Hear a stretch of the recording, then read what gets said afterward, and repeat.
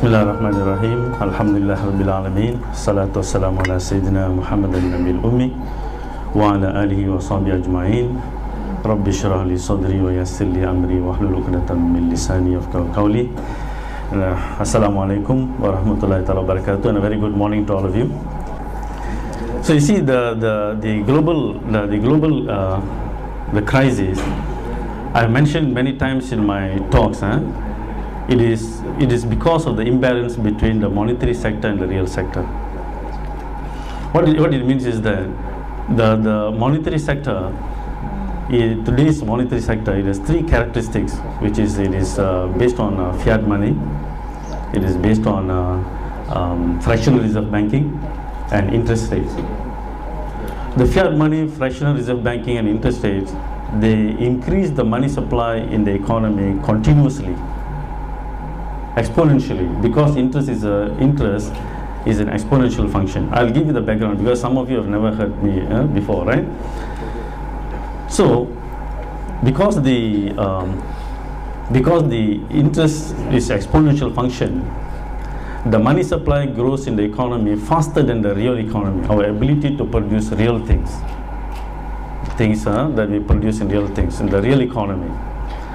So when that happens, the imbalance between the growth of money and the real sector will show up as inflation and bubbles.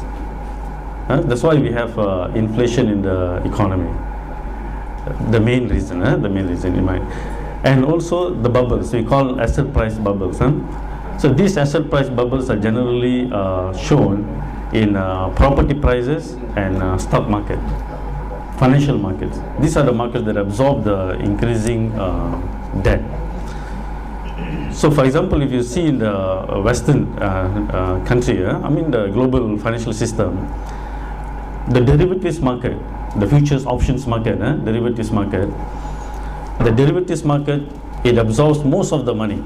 About 1 quadrillion worth of money is circulating in the derivatives market.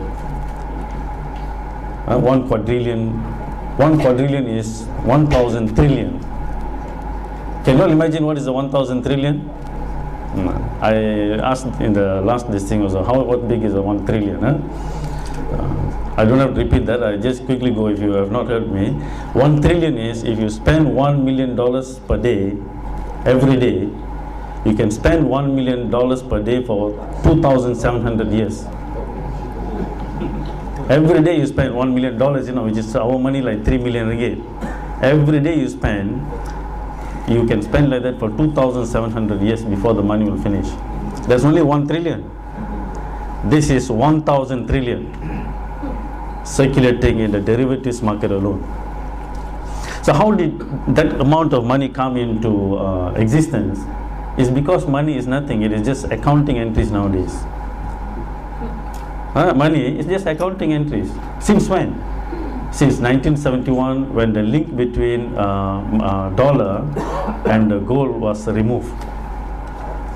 When the Bretton Woods system in 1971 collapsed, so there's no more link between money and real economy.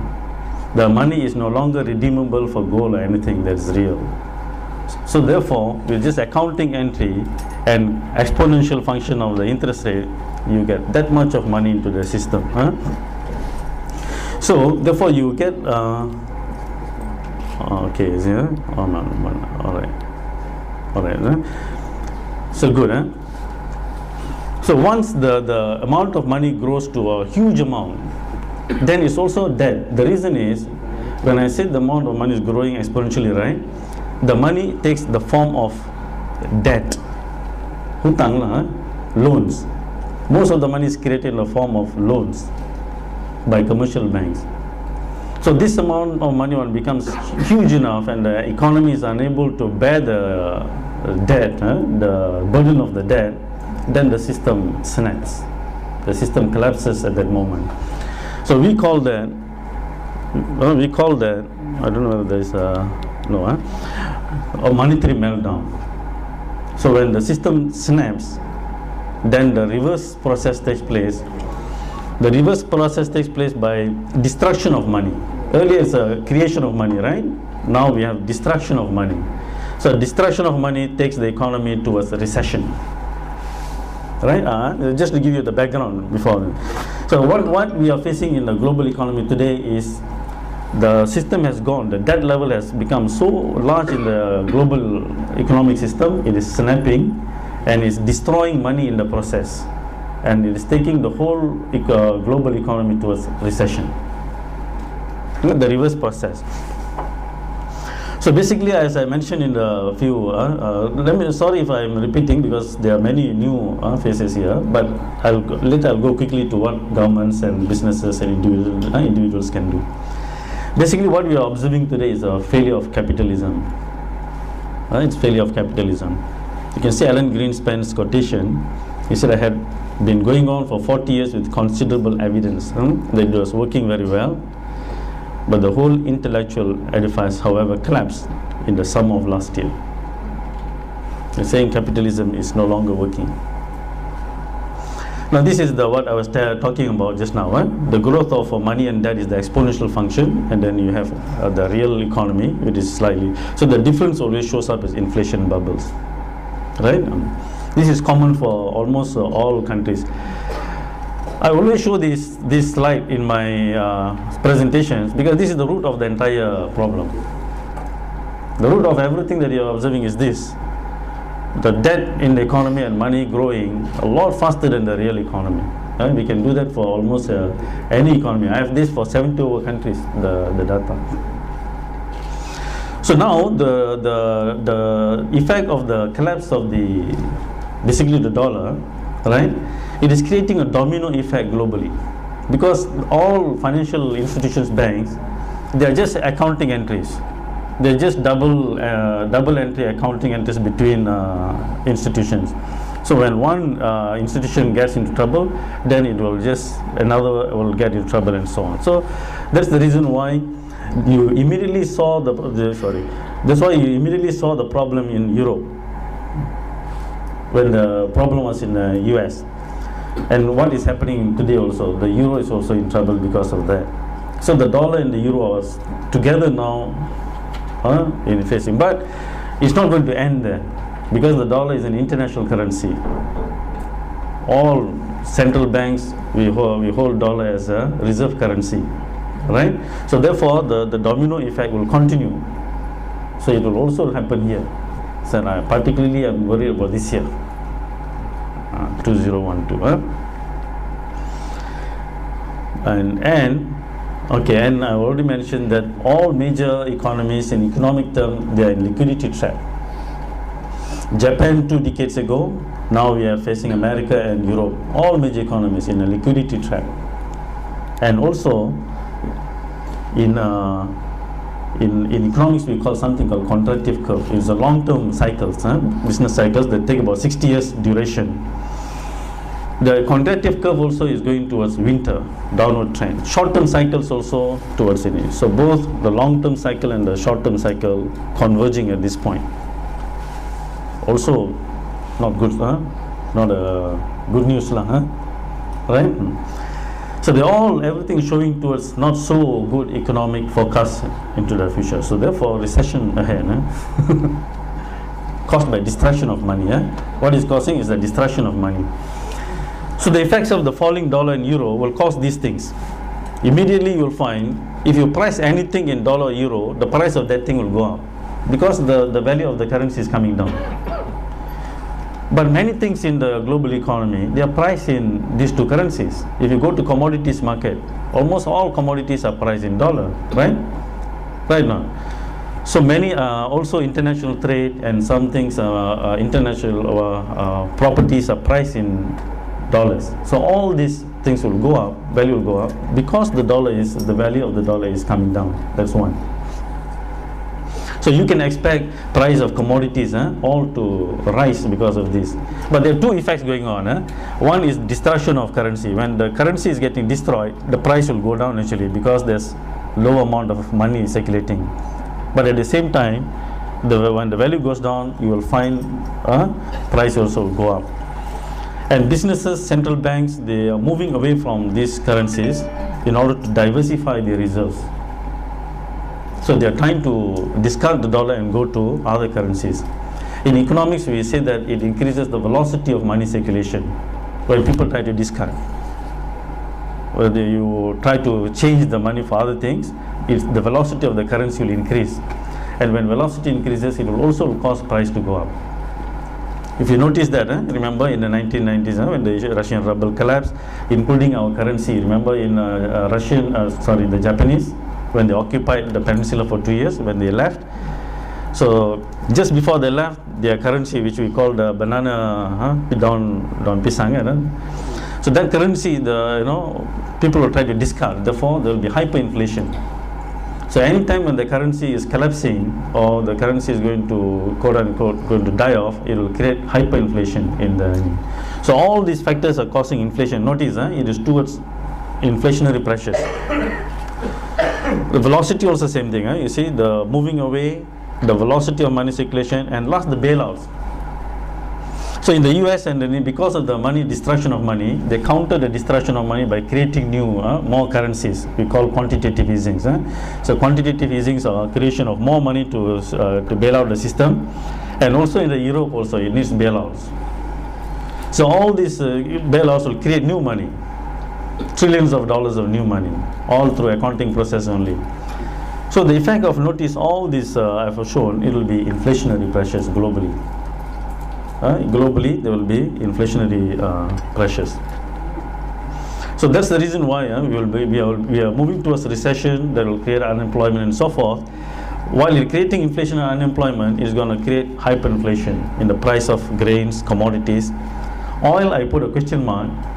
The reason is during recession, the demand for oil will go down. It is the main raw material for the economic engine of countries. So when the demand of everything goes down, its demand also will go down. So there's a force playing there. But the grains, commodities, I'm confident the price will go up significantly. So countries that import foods and things like that, they'll be seriously devastated. And also global chaos and conflicts. Whenever the world goes to this kind of situation, people go into conflicts. And there is going to be a significant increase in the price of gold and silver, because these are metals shown historically to be counter-inflationary, right? So anytime there's inflation, the price of gold and silver will also go up. So people will go to hedge against this inflation, and also silver. So this is the scenario that we are looking at. So you can see this, I have shown this many times already. This is the price of the gold. See the exponential value? It's also showing the fall. Now here is another thing. When the dollars and euros are collapsing, it has another effect on loans and bonds and even the Islamic sukuks denominated in these currencies. Many countries have taken loan from IMF, World Bank, denominated in dollars. Right? So when there's lack of dollars in circulation, then the probability that you will default will increase. For example, let's say we are an economy, I've given you dollar loans. Suddenly there's no dollar in the system. How are you going to pay back the loan, right? You will face problems, isn't it? So it's not because of your inability to pay the loans, because simply there's lack of dollar in circulation. Right? So countries that have taken loans and bonds and sukuks denominated in dollars and euros will be highly vulnerable for collapse.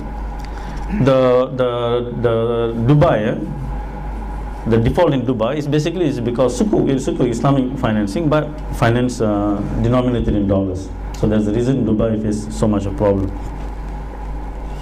Now, so I mentioned hyperinflation. I already mentioned earlier, and it's also being worsened by the global warming and climate change. Take Thailand for example. The floods devastated a lot of paddy fields. right? And then we are expecting the price of rice to also go up because of monetary reasons. Now also due to climatic reasons, right? So we are expecting this year to be a hyperinflationary year. All right. These are, these socio-economic effects.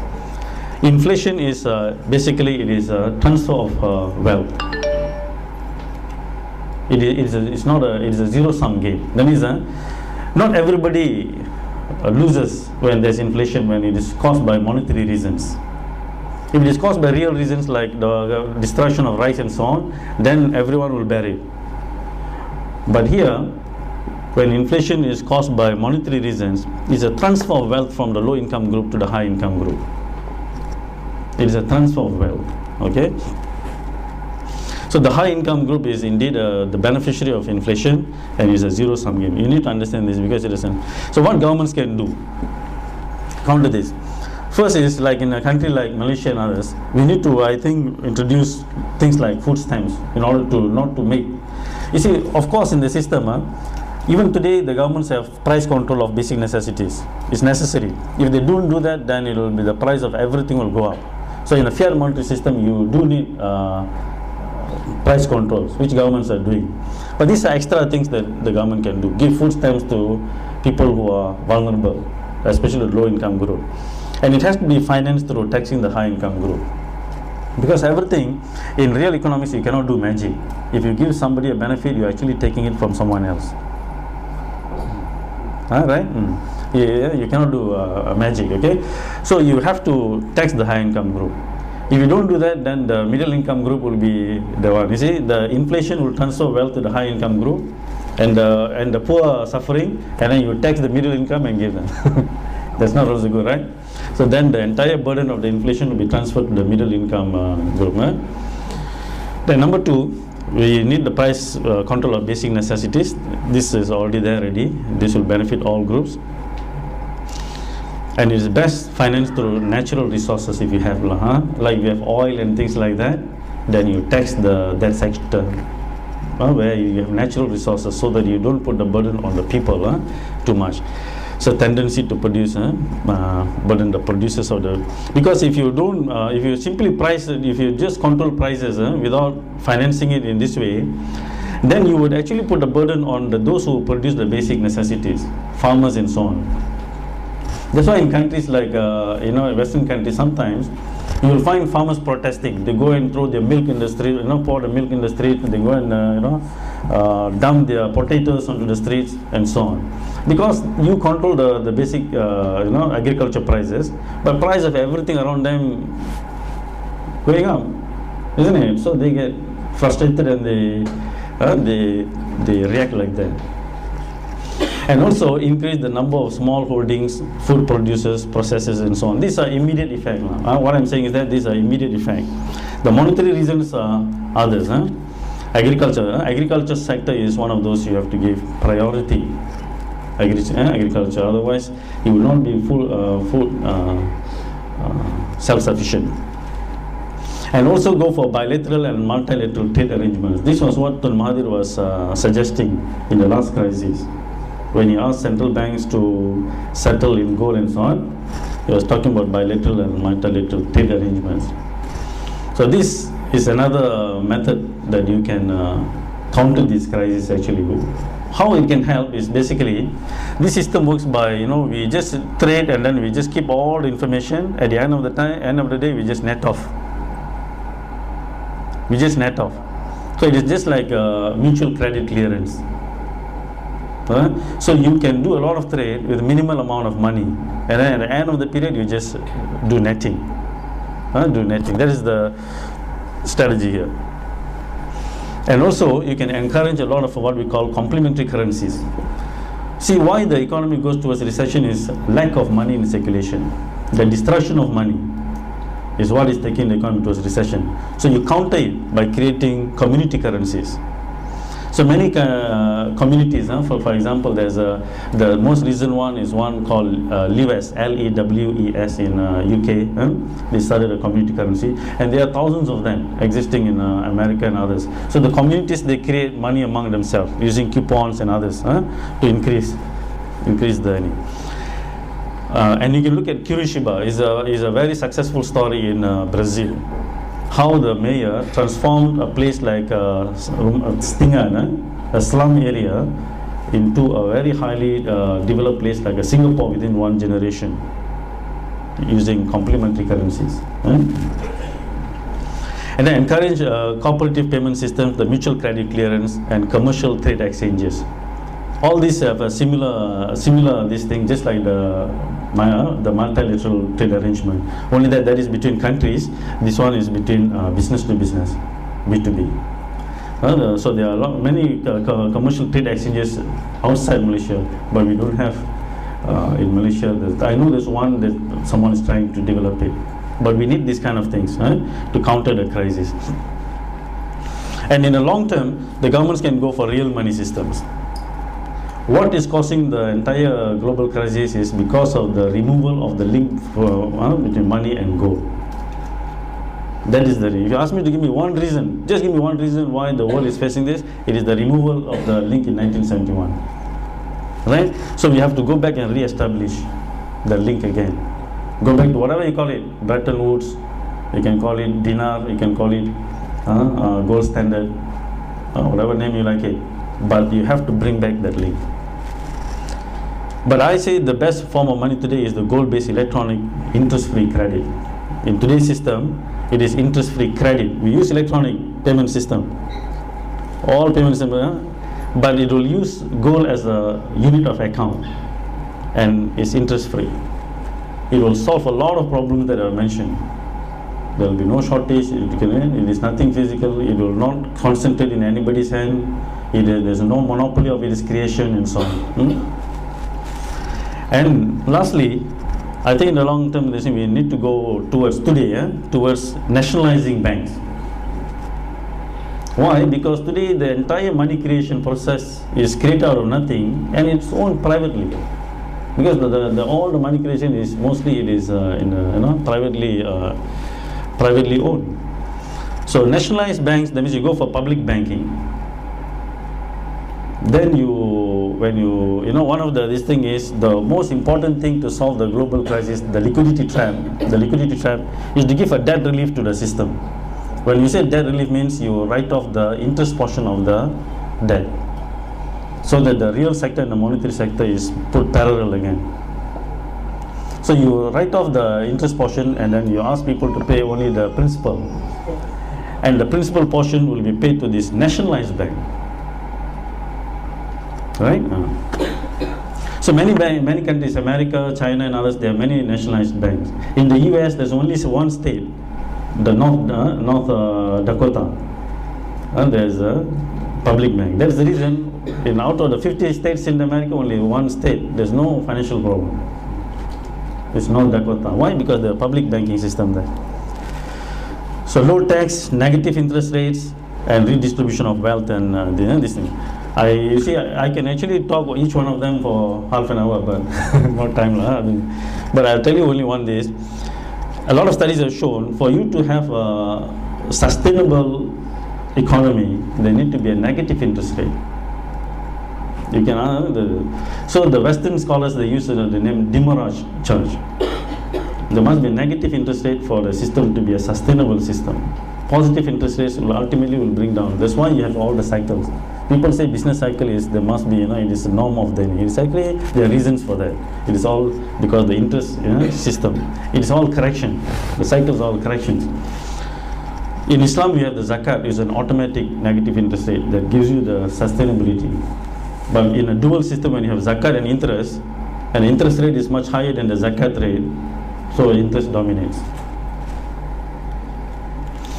So the businesses, you go for cooperative payment systems, system koperasi lah. Within koperasi, you go for payment systems in cooperative system. The same thing, the mutual credit clearance, but done within cooperatives. So in this way, whatever happens in the global system, you will be protected against it. Right? And when you implement this electronically, it is actually a dual system working. So system kooperasi lah. Then mutual credit clearance and then gold-based electronic credit that I mentioned to you. The moment you make it gold-based, the system will become inflation-proof. The system becomes inflation-proof the moment you make it gold-based. And then they can also, businesses invest in precious metals and agriculture land. Precious metals because it will protect you from the inflation. Inflation is precious, and later you can transform it into a payment system. So almost similar thing for the individuals. Go for complementary currencies. We have what we call LES system, local exchange trading systems. There are also mutual credit clearance systems, gold-based, invest in precious metals today. So I think this year will be the year for gold and silver. Because anytime when the dollars and Europe collapses, it is gold and silver, the alternative, the true money will rise. And we need to struggle against riba. So if in Islamic concept, if you see what is all these things, the entire thing, it is basically riba. Riba is strongly condemned in the Islamic religion, and that is the only one issue in the entire Holy Quran where God threatens believers, he threatens the Muslims with war on this issue. So he says, if you deal in riba, take notice of war from God and His Messenger. So that is the entire crux of the whole thing, what is happening. It is actually riba. So with that, I end my talk. Thank you very much. Assalamu alaikum.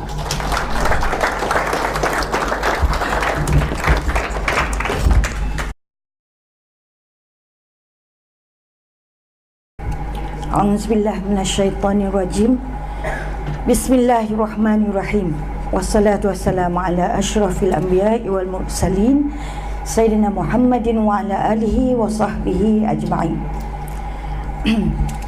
Honorable Chairman, fellow speakers, ladies and gentlemen, Assalamu alaikum wa rahmatullahi ta'ala wa barakatuh. Rabbi shrah li sadri wa yassir li amri wa hlul 'uqdatan min lisani yafqahu qawli. I'm very happy to be with you this morning, and the growing number of people and the cross-section of the people that come for our talks now really shows that the Malaysians as well as our neighbour Singaporeans, I think quite a number of them in our crowd today, it shows that the awareness about what is the current situation in the world today is coming to some realization for all the people of the world today. And this is something which is astounding, something that the culmination of which, the meltdown, I think is not very far away now. Now, in my lecture today, I would like to give a different perspective, that is the Muslim perspective. But I understand that a lot of you in this crowd today, you are people who will want to, as Prof. Kamil and the YouTube that we saw just now, are investors and people who want to protect their investment, their assets that they have, and so the first part of my 10 minutes, I will try to talk to you about the technicalities as well as what is actually a dinar and a dirham. And the second part, I will come to share with you what I have done since the year 2006, when I first started realizing that the people at large, because I think I represent the majority of the Malaysian Muslims and non-Muslims too, in this great melting pot that we are facing.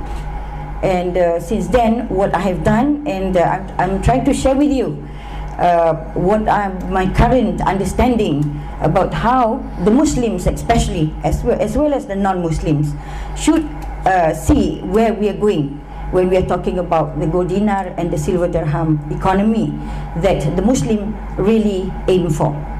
So, ladies and gentlemen, let me start with defining what is a dinar and a dirham.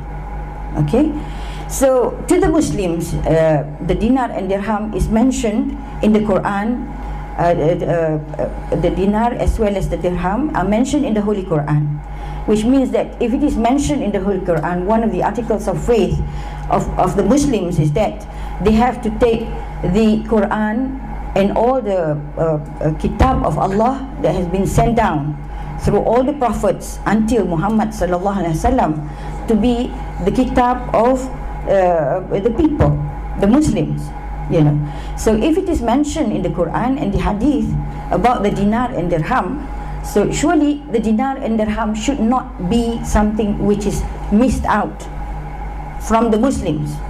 But why is it done so? We have heard about it, and I'm sure you have been having access to all the internet as to how the dinar and the dirham, the gold coins, have been effectively being taken out from the hands of the people of the world, and we are, as we are today, using all paper money. So according to the definition of the dinar and dirham, which is in the kitab of Al-Muqaddimah, Ibn Khaldun, one of the great Muslim scholars, said that know that there is a consensus. Consensus is ijma in the Arabic word, since the beginning of Islam and the age of the companions and the followers, which is the tabi'in, that the dirham of the Sharia is that of which then the weight of 7 miskals, 1/7 of a miskal. So that means that 1 dinar is the weight of 1 miskal. So the measurement of today is 4.25 grams. So a dirham, by definition of the ijma, which is reached by the alim, is that it is the 7/10 of 1 miskal. So that is why we arrive at the weight of 2.975. So this is called the standard of the Umar al-Khattab.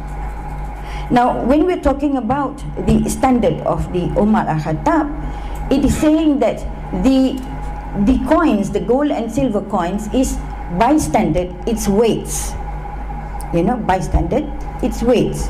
So if you have a different form of dinar and dirham circulating in the world, especially in the Muslim world, we want to see it of this kind of weight, which is the standard of Umar al-Khattab, the second Caliph of Islam.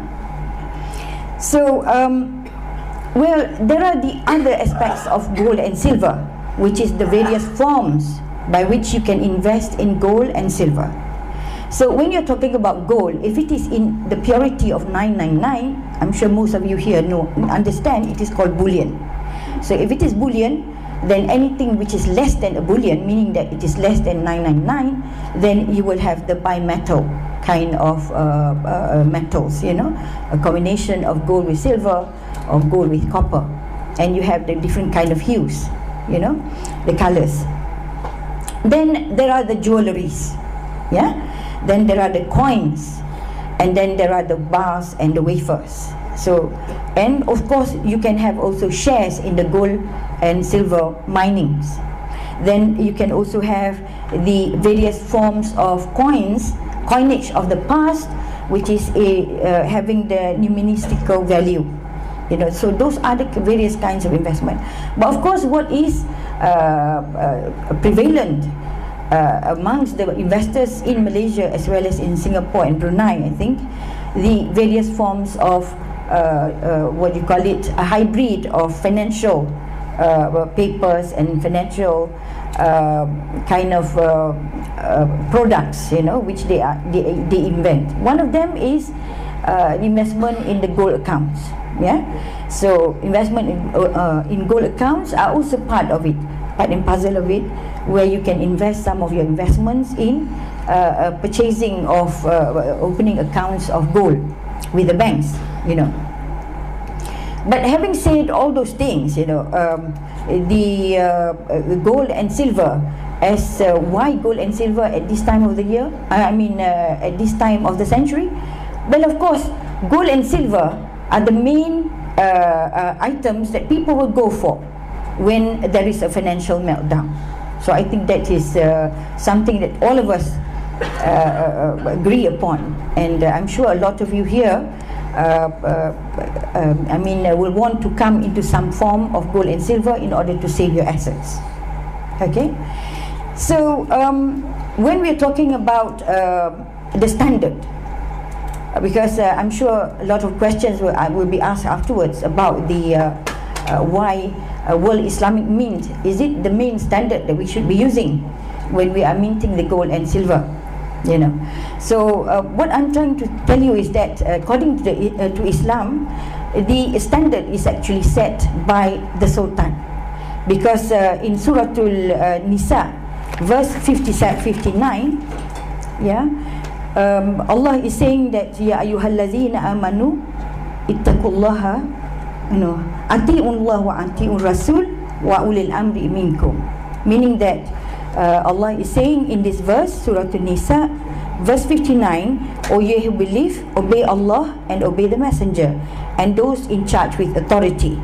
And according to the tafsir of Ibn al-Qurtubi, there are 7 responsibilities of a sultan. The first is the minting of the dinar and the dirham. The second one is the weights and measures. And the third one is the uphold of justice. Fourth, matters of the Hajj and Umrah. Number 5 are matters of the Friday sermon. Number 6 is the determination of the 2 Eids, you know, and the 7th is the declaration of the jihad. These are the duties of a sultan, and the first one is the minting of the gold dinar and the silver dirham. So what we are seeing today in Malaysia and all over the world today, the sultan are not standing up on these matters. So if the sultan were to stand up on these matters, then they are the one, the standard coins which should be minted would be under the responsibility of the sultan. But as it is today, we are finding people across in our society, I think it's more than 20 now, kinds of dinar and dirham coins which is in circulation. So I feel that there is no such standards that can be found at the moment. So actually it is a free for all, actually, the standards. You don't need to follow WIM or you don't need to follow whatever, but the standard is actually what we want to see is the standard of Umar al-Khattab, which is the weight of 4.25 for dinar and 2.975 for the dirham. In fact, as to the purity of the gold and silver, this has never been a standard case. Yeah, so you will find that following the supply and demand and the needs of the people, you will find that the 917 or 999 is something that everybody will be talking about it. And in Islam, the verse that says about very revolutionary verse, which says which says that tijaratun antaradin minkum, which means that trade with mutual consent, which means that every one of us are free to accept. If you are offering me 917 and I refuse to accept it, and that's it, I'm not accepting it, so the deal is not done. So this is very Islamic, actually. So because of that, I feel that the 917 and the 999 is not something which we should be so much at variance with each other's, at each other's throat on that. Actually, it is the market which is going to determine the acceptance of the public on 917 or 999, you know. So I believe that once the sultan were to stand up on the matters, then the standard will be set by the sultan as to, because the responsibility as far as the Muslim is concerned lies with the sultan, as Surah An-Nisa verse 59 was saying just now. So as to the question of dinar and dirham and why now, this is a question that I think a lot of Muslims as well as the non-Muslims are also coming into questioning about these two together with the Muslims. We are actually in a state of utter confusion. We are in a state of utter confusion. Our alim, they're not understanding about the current situation and the kind of thing that Allah is saying in the Quran and the Hadith.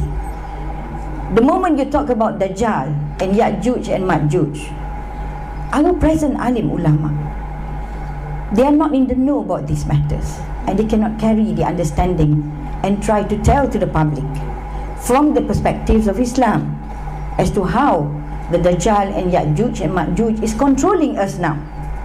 We are still waiting for the Dajjal to come, the one-eyed devil. You see, whereas if you see the one-eyed devil traveling everywhere, we would just be running and trying to hide ourselves, isn't it? So that's the thing. They are not able to understand this, and a lot of them are saying, well, the Dajjal will come eventually, and we are here. We have so many Dajjals around us. You see? So already we have to address the present Dajjal that we have in the society. So we are actually in a state of utter confusion. Utter confusion. The politicians, well, the political parties that we have in our country, well, they are at each other's throat, you know. And whereas in Islam, Allah is saying that the unity of the Muslims are one, they are just like brothers and sisters in Islam. But here we are finding the political parties are at each other's throat, isn't it? It is something which is so rampant in our society.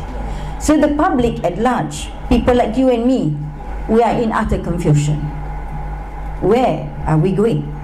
What is the solution that Islam is providing?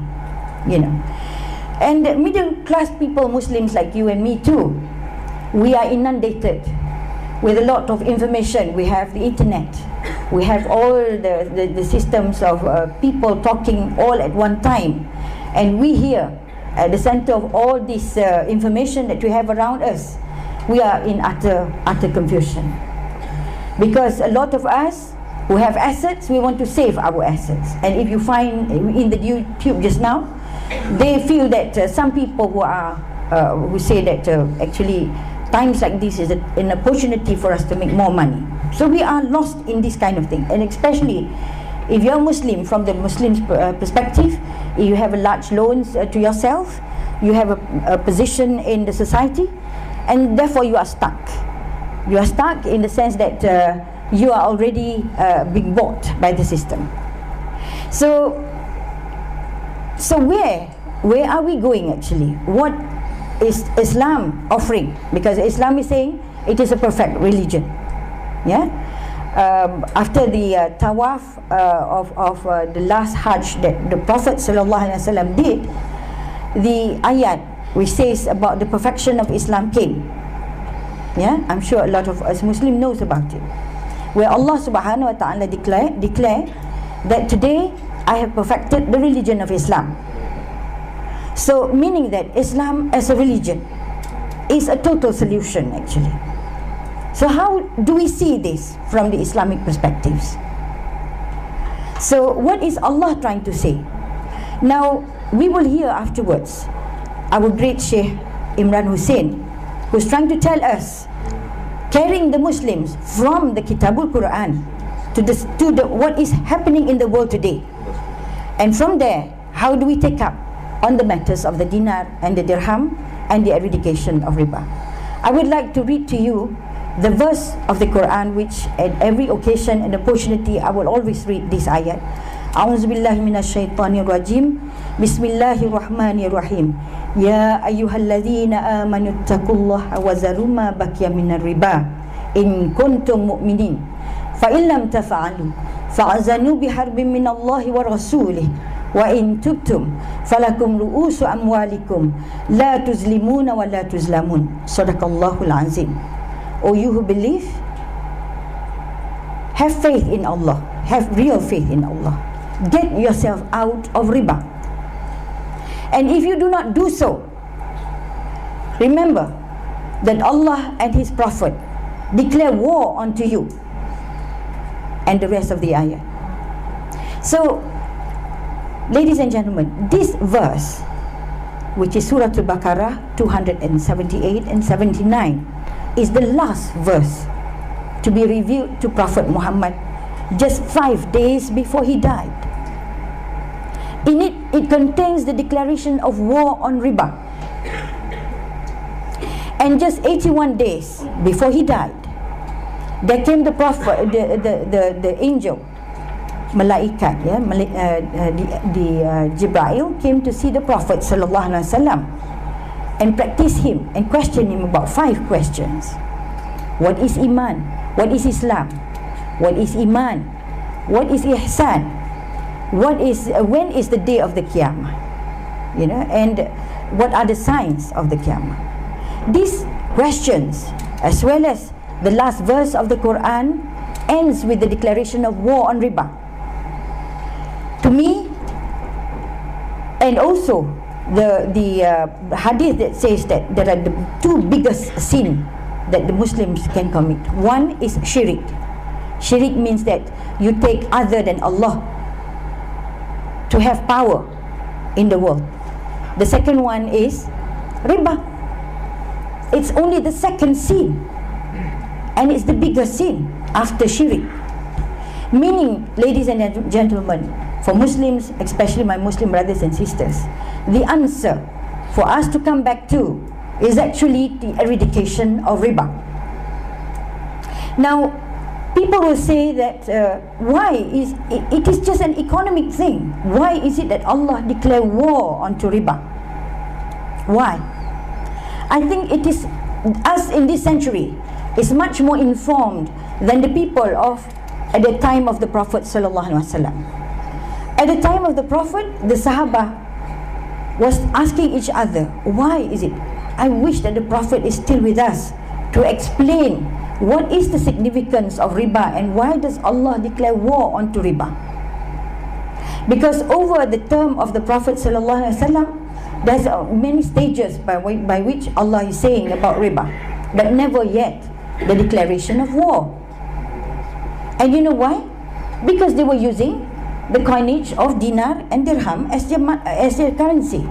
They could not see at that stage of time that we are at the stage that we are today, where all our wealth are now denominated by paper and banking system, and that we are issuing money out of thin air.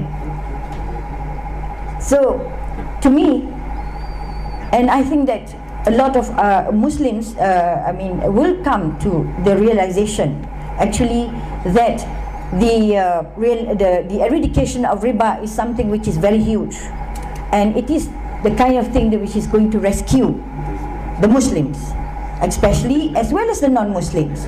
Because if the non-Muslims also can come to realize that the world at large will not be able to be saved anymore, the Dajjal is going to rule the world.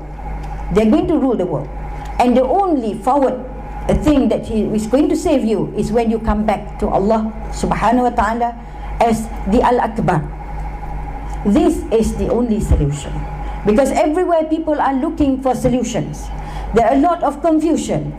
So to me, the mark of the dinar and dirham, the coming back of the dinar and dirham, it is as well as freeing the world, because dinar and dirham also is a very revolutionary tool. It is the single most important event in the world. It is where all the world, the Muslims as well as the non-Muslims, will come to realize that there is no other power which is greater than Allah subhanahu wa ta'ala. So the dinar and dirham is the culmination of the world population against the Dajjal, which is going to rule the world. They are the Antichrist afterwards. So the bringing back of the gold dinar and the silver dirham is a very revolutionary practice that we should be part of it. But the real Islam is not going to come in the city centers. It will not be. You know why? Because the city centers will, according to the hadith of the Rasul sallallahu alaihi wasallam, will be denominated by the world power, which is the IMF, the Zionists, which is coming in. They will dominate the towns and the cities. The real Islam, so that is, we have to come back to the real faith, and the dinar and dirham signal for you to come back to Allah and to have full taqwa of Allah subhanahu wa ta'ala. And that is where the survival of the real Islam is going to come back, and the momentum will be rolling in through the dinar economy, which is going on the basis of marketplace, where the real wealth, when you are transacting using the dinar and dirham, the real wealth will come back to you. But how do you do it? It is through the marketplace, through trade, وَأَحَلَّ اللَّهُ الْبَيْعَ وَحَرَّمَ الرِّبَى, Allah said. So this is where the wealth of the people will start coming back.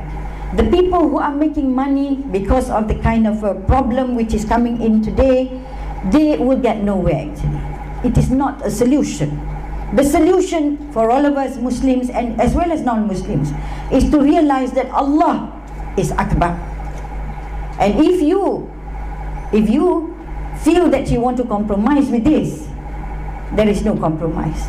The story which Allah is relating in the Quran about Moses, where the people who are following Moses, have been put to a time to a situation where they are between the devil and the deep blue sea.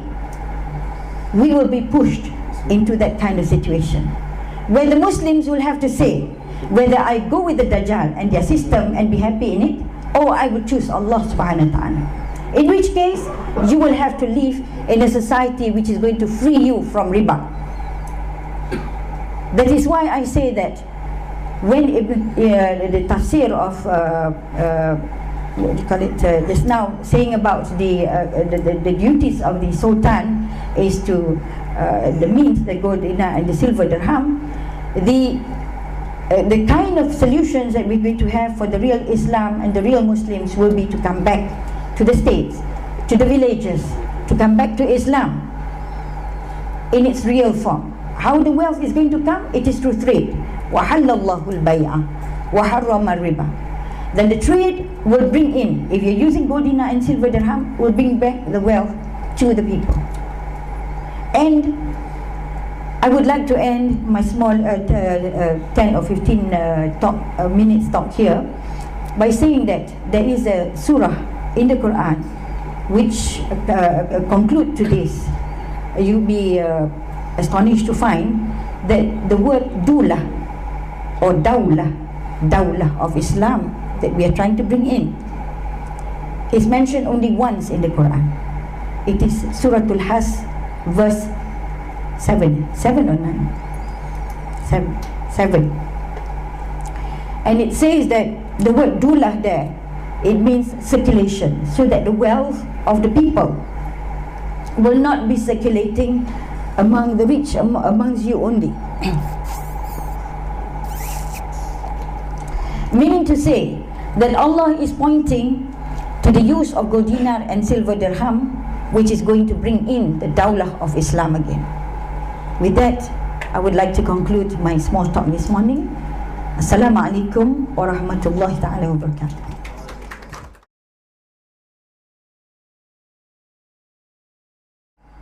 I'm going to give you a simple overview to a very complicated problem. I'm going to make it very simple for people to understand. A lot of people are not really in touch with financial terms, so I'm going to speak in layman terms. Okay?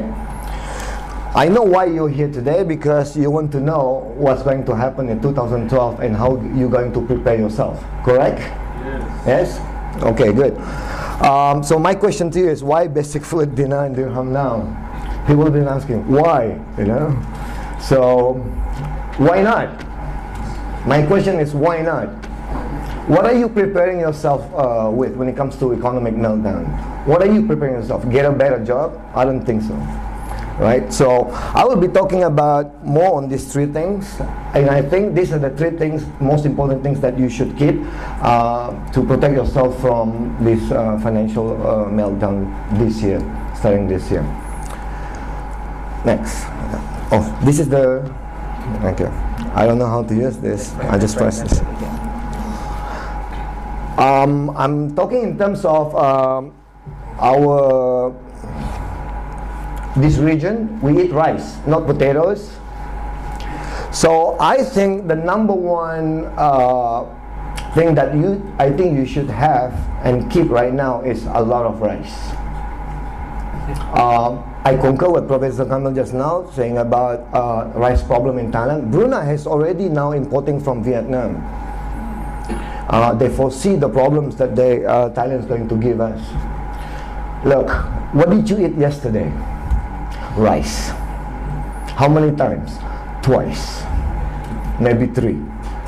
And what do you think you're going to eat tomorrow?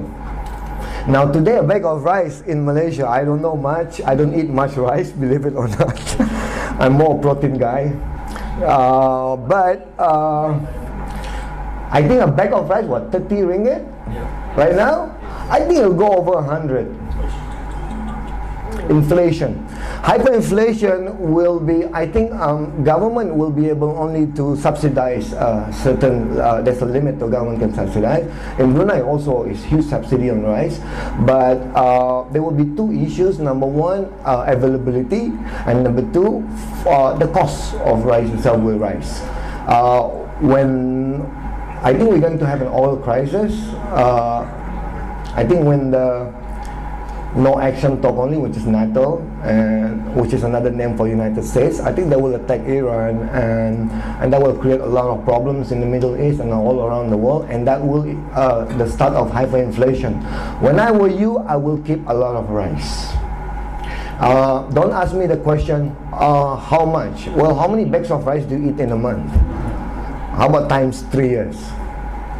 We suspect that it will last until 2015. And then it will get worse. Okay, now I'm using this now. Okay, now another question from recorded history, other than food, which I will not ask you the question because it's a silly question. From recorded history, food has always been, of course, important. But another commodity is gold.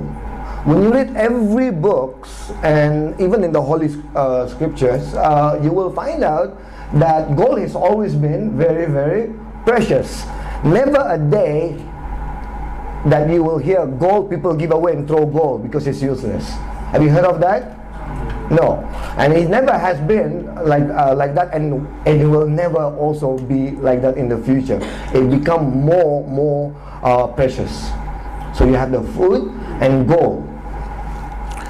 Next one is silver, and silver has always been even more precious nowadays. I think it's undervalued right now because gold is made into jewelry. You know, not many people put the what do you call that, tiang, you know, or your toilet into gold plating. You know, not much use, but jewelry maybe. But when it comes to silver, it will be even the microphone is afraid. When it comes to silver, we will have things like it was used as money as well, like gold in the past, but also jewelry, and also household products, including electronics now, heavily used in electronics. So when silver has always been a major player in terms of monetary systems and also industrial use, I think it is more important right now, even before the history and now, we are now in the history, that it will be more precious. See, I want you to understand this because a lot of people are buying too much TV.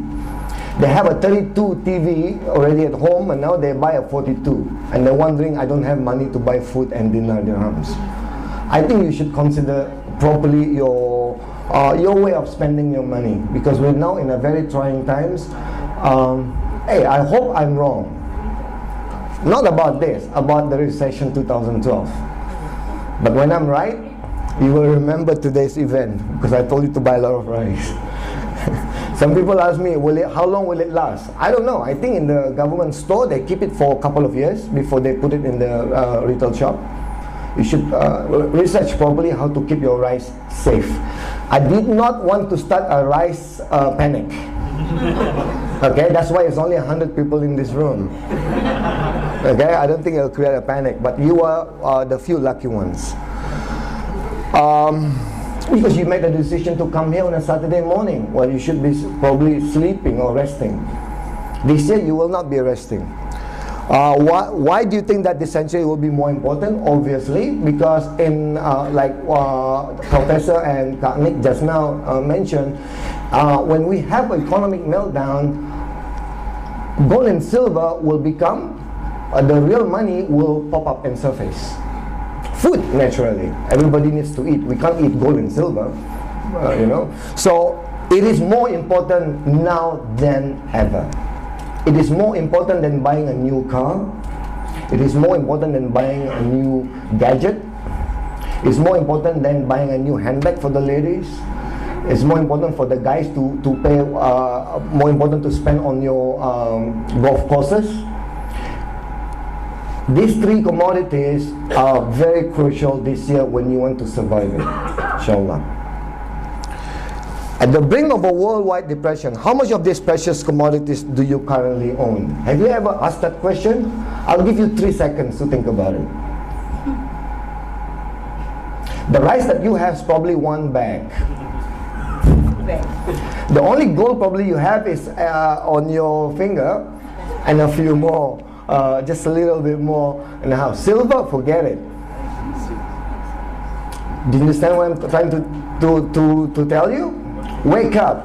You know, you're buying the wrong things all the while because you've been watching because the TV has been programming us. You don't need a new color lipstick. You know, you don't need for the men, you don't need to buy too much fancy suits when you can't afford it. You need to go to the basic stuff because now it's survival year. Here's a question: is it too late?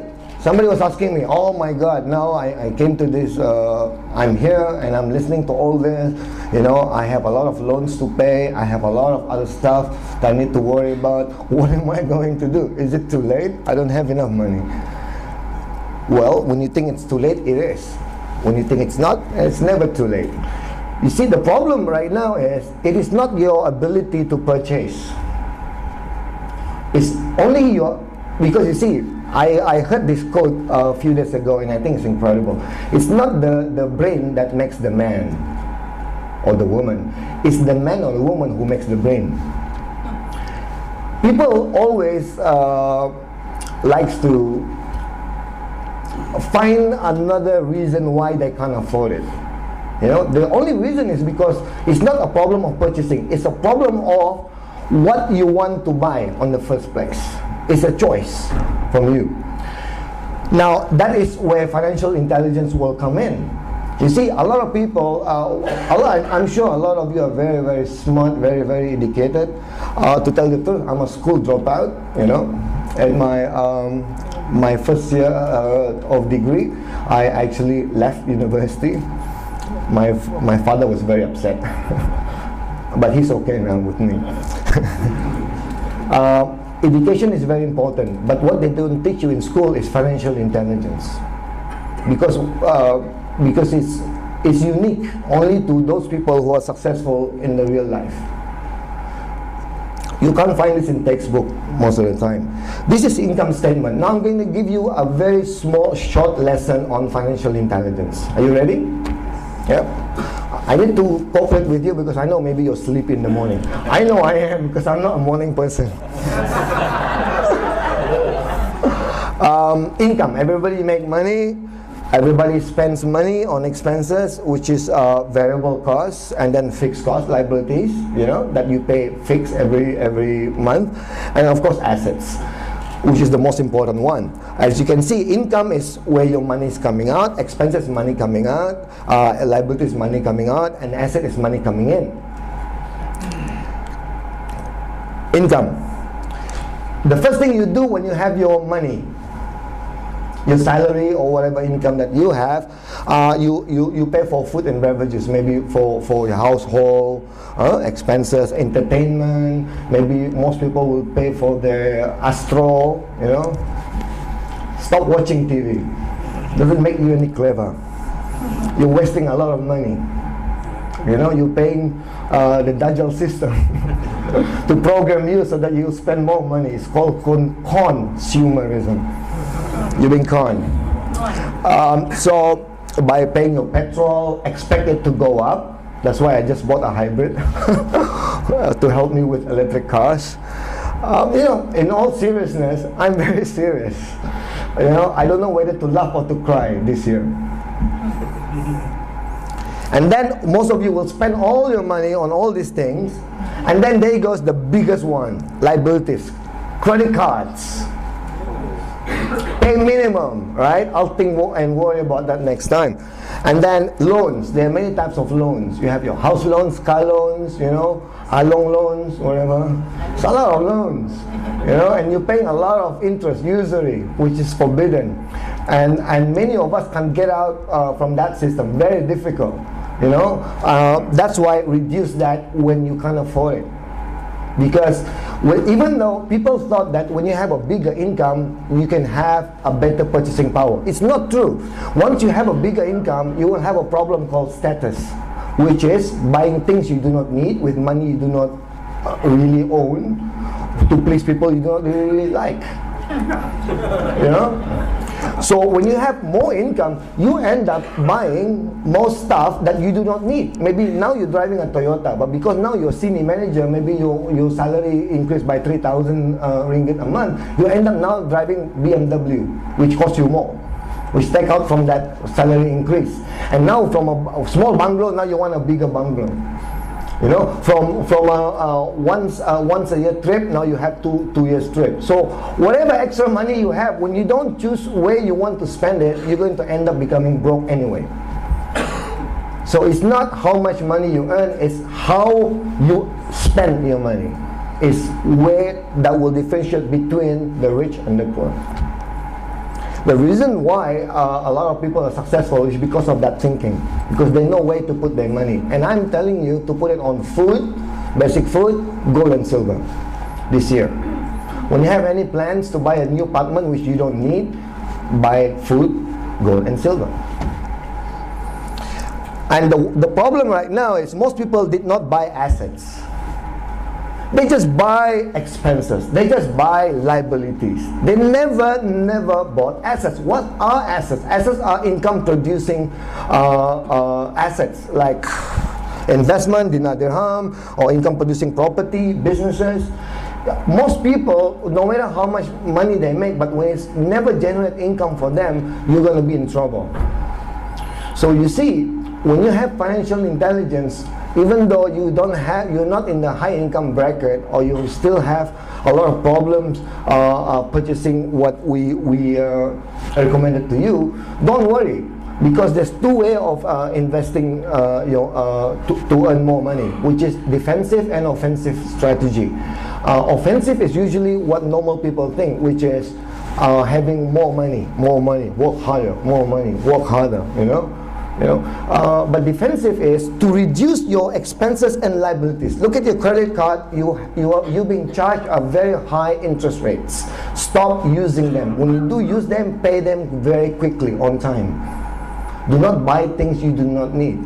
Loans, pay off your loans ASAP, and don't create new ones, especially when you don't have the money. And switch off your aircon, not too much. And don't watch too much TV and petrol. Find a way to reduce your expenses and liabilities, and that extra money you can put it into assets. You don't need more money. What you need is to reduce your spending. And the same is true with the government as well. Worldwide, they're spending too much. They're printing too much money. Now, why are gold and silver prices bearish patterns now?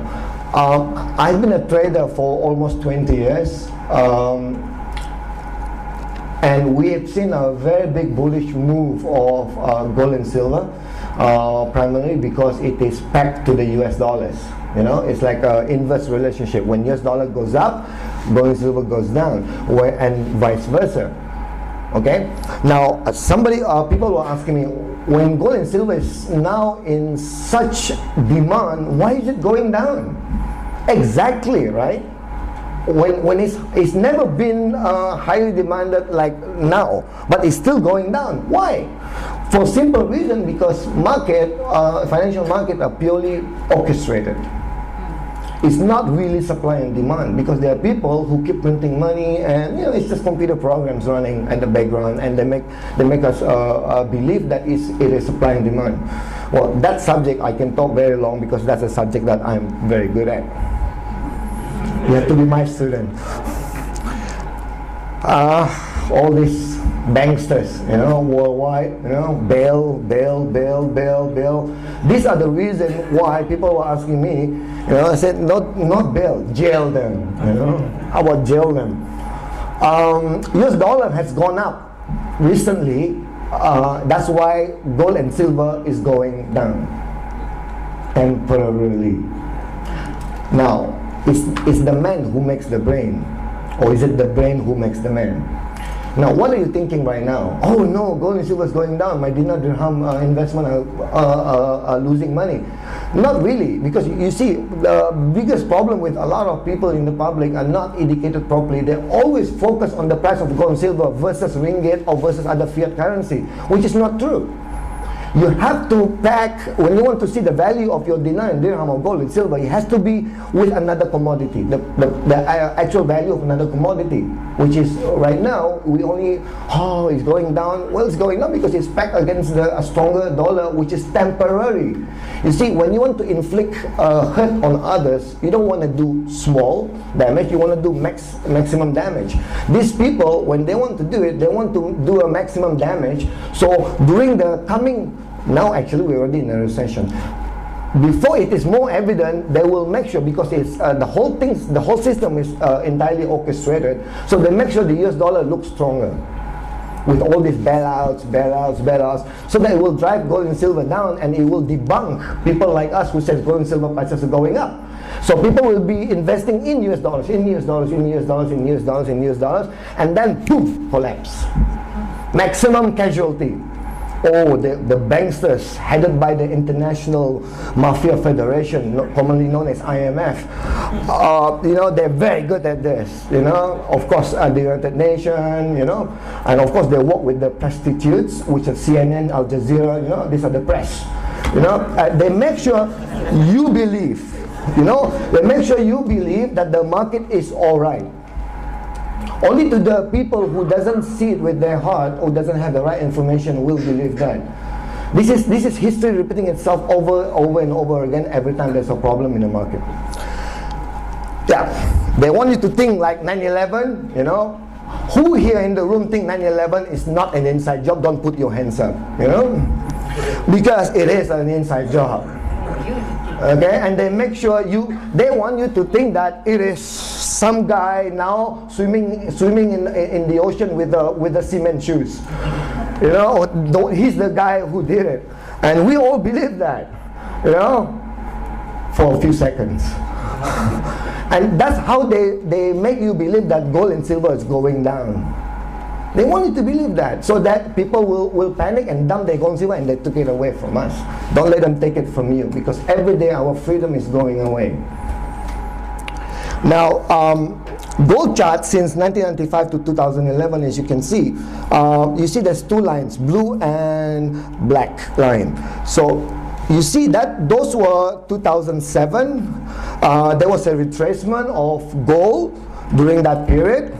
And eventually it broke the black line, and then it went twice or three times of the size of that gap, blue and black. And when it broke that resistance, black line is the resistance. Of course, price action will go up and down. This is purely orchestrated. Okay? And then don't panic when it goes down, but calculate the gap in between. So we can calculate the gap from the top of that price until to the current retracement. When it starts going up, then that gap we expect it to go 3 times.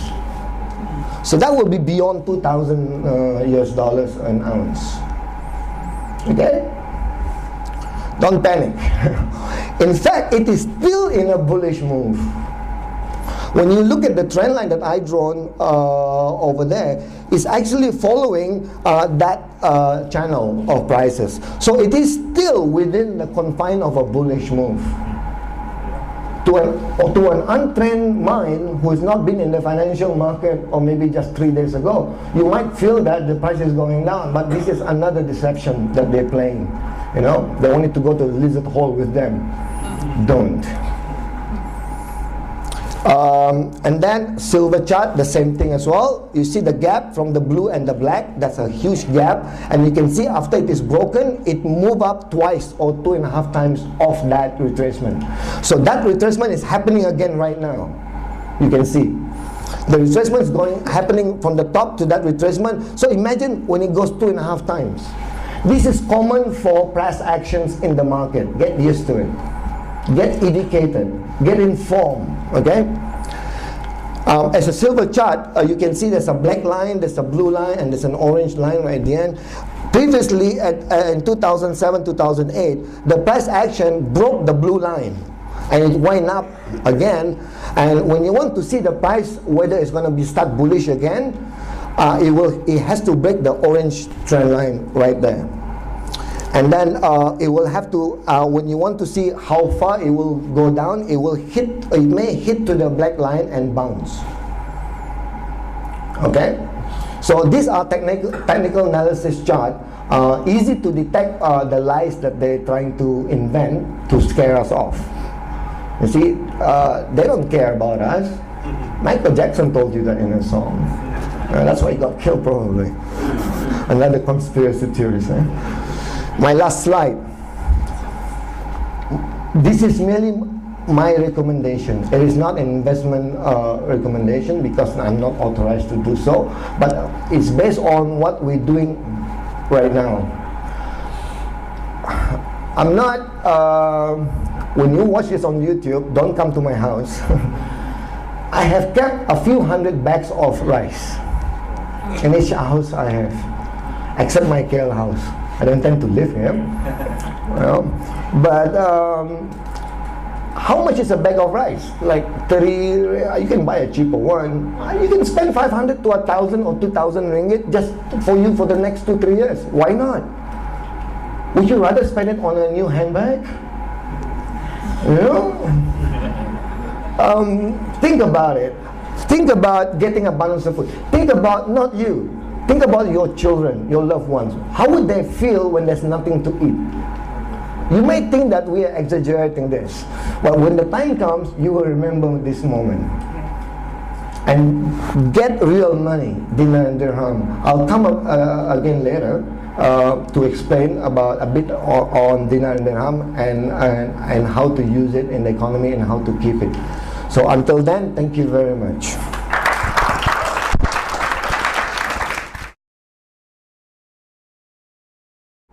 Okay, Bismillahirrahmanirrahim. Alhamdulillah Rabbil Alameen. Wassalatu wassalamu ala Sayyidina Muhammadan Nabil Ummi wa ala alihi wa sahbihi ajma'in. Subhanaka la ilma lana illa ma 'allamtana innaka antal alimul hakim. Okay, assalamu alaikum again and very good morning. Still morning, right? Okay. Okay, I will go through this quickly. The reason is, you see, as Brother Aman was saying, we have to go back to real money. It's real money. We have to go reverse back or go back to gold standard or whatever. But you see, there is a question in the market right now whether the dinar should be a dirham. The dinar should be 22 or 24. 24, you all know, is pure gold, right? 22 is 22 divided by 24, it will give you 91.6, right? So in other words, it has 91.6% of gold, isn't it? So some people are making the 22 karat gold dinar, some are making 24 and so on. The 22 is stronger because it's an alloy, isn't it? So I'm not an expert in history, but I will take you through and then let's reason out together. All right? So why do we need a standard? Well, Nik Mahani has mentioned to you earlier, even in the Islamic system, the Sayyidina Umar al-Khattab made a standard. He didn't mean the dinar or dirham during his time, but there was a standard. The standard was the ratio between the gold and the silver. The 10 mithqal equals to 7 equals to 10 dirham. So you see why the monetary unit of Islamic society is the system that we inherited from the Prophet. First, the Sharia principles of Muamalat, Zakat, the Hudud laws, all these are based on bimetallism, gold. So that's the system we inherited. So it was existed. Then it was a measure of value in the Muamalat, and is also the Sharia money standard, as I mentioned. So there was a standard, right? So if you see, this is a statement from another Dr. Yahya Abdurrahman, who runs interest-free financing in California, USA. So he says Islamic monetary laws are based on entirely on the bimetallic reference, referring to gold and silver. Now you see this is a very important statement from a very famous scholar, Al-Ghazali. He also mentioned that the God created gold and silver as a measure of value. And I have mentioned many times, this is what real money is all about.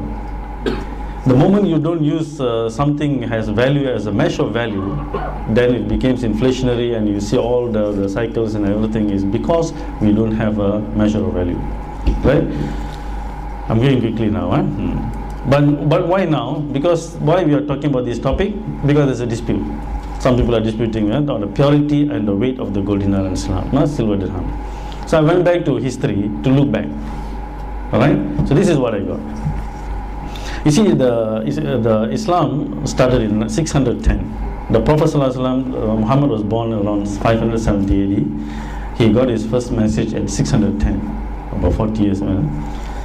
So when he became the Prophet, then there was already, he was correcting a lot of social arrangements there, Muhammad and so on. But he accepted the Roman coin as the standard for the Muslims. The Roman coin at the time is called denarius, so that's why it's called a dinar. So the dinar is not actually unique to Muslims. It is from, historically, it is from the Romans. Alright? Earlier, before like 1 BC, there was the aureus was the Roman coin. And then later, in 312 AD, the solidus, the Roman solidus, was the coin that was circulating. So, but anyway, the important fact that from the Islamic dinar, that means when we say Islam is minted by Muslims, with Arabic calligraphy and so on, it was first minted in 697 AD by the Caliph Abdul Malik ibn Marwan. So you see, even after the Prophet passed away, about 50 years, that's half a century, the Muslims never mint their own dinar. It was still the Roman coin. But that Roman coin was the standard for the Islamic rules and this thing. We have to remember that, okay? So this is it's a verse from the Quran. It says, Bismillahirrahmanirrahim. Al-yawma akmaltu lakum dinakum wa atmamtu alaykum ni'mati wa raditu lakum al-islam ad-dina. It means today I have perfected your religion for you, completed my favor upon you, and have chosen Islam as your religion. So which means when the Prophet left the entire thing, what the Muslims inherited was a complete system. There's nothing for us to actually perfect after that. So we're not, what we're doing now, the dinar, we're not trying to perfect the religion of Islam. It was actually perfect. It was spoiled later, along the way. Alright? We're just bringing back what was lost, okay? So how do we determine the standard then? The Prophet ﷺ in Sahih Bukhari is a very authentic hadith. He says, the system of weights and measures is the system of the people of Medina. So what was existing in the Medina? But what was existing in the Medina was the standard of the Romans. Right? It was the standard of the Romans. So how do we then determine? Do we go and dig up, the archaeologists, when they dig up the coins, they give us, are you going to wear those things? No, because those things would have gone through wear and tear. And sometimes, sometimes people clip them, for cheap. Some of the coins, part of the coins, they clip. There's possible debasement of the coin. They have done it all the time along in history. And they also counterfeits. There are people who counterfeit coins, right? So you cannot simply take those coins and then take this as standard. So the best way is go back to the person who issued the coin. He would have defined it, right? So go back to the Romans and see how did they define their Roman solidus. Right? That's this one. So therefore, I went back to what this thing we have to see. The Roman, you see, initially the Rome was the capital of the Roman Empire, Rome. But in 324, Constantine moved the capital to Constantinople in 300. So about 565, around the time of the Prophet ﷺ, the capital of Rome was actually in Constantinople, which is now Istanbul. So Istanbul became the later capital of the Islamic Caliphate when they controlled. So the Romans were ruling from Constantinople, and the coins issued by Constantine was the solidus. the solidus. So it's the solidus that we should study. As simple as that. Because this was the coin that was circulating among the Arabs. The Arabs did not mint their own coin 50 years after even the Prophet passed away. The solidus is such a nice, as you can see the Roman, it actually shows the civilization of the Rome, quite advanced in when minting technology. Almost 3D, isn't it? It's a 3D coin, right? So this is the coin that we need. So I went back to the solidus. What is the solidus? So this is the first Julius Caesar, Aureus, the later Nero. But what we are interested in the solidus of the Constantine. Earlier, they minted each pound, the Roman coin, the pound which was about 327, they divided into 40. That means 8 grams, Julius Caesar's time. Then the Roman Nero, he put 45, 7.3. And until in the Eastern Roman Empire of Byzantine Empire, the one in Constantinople, the pound was called litra, and there is 324 grams. And it was minted 72.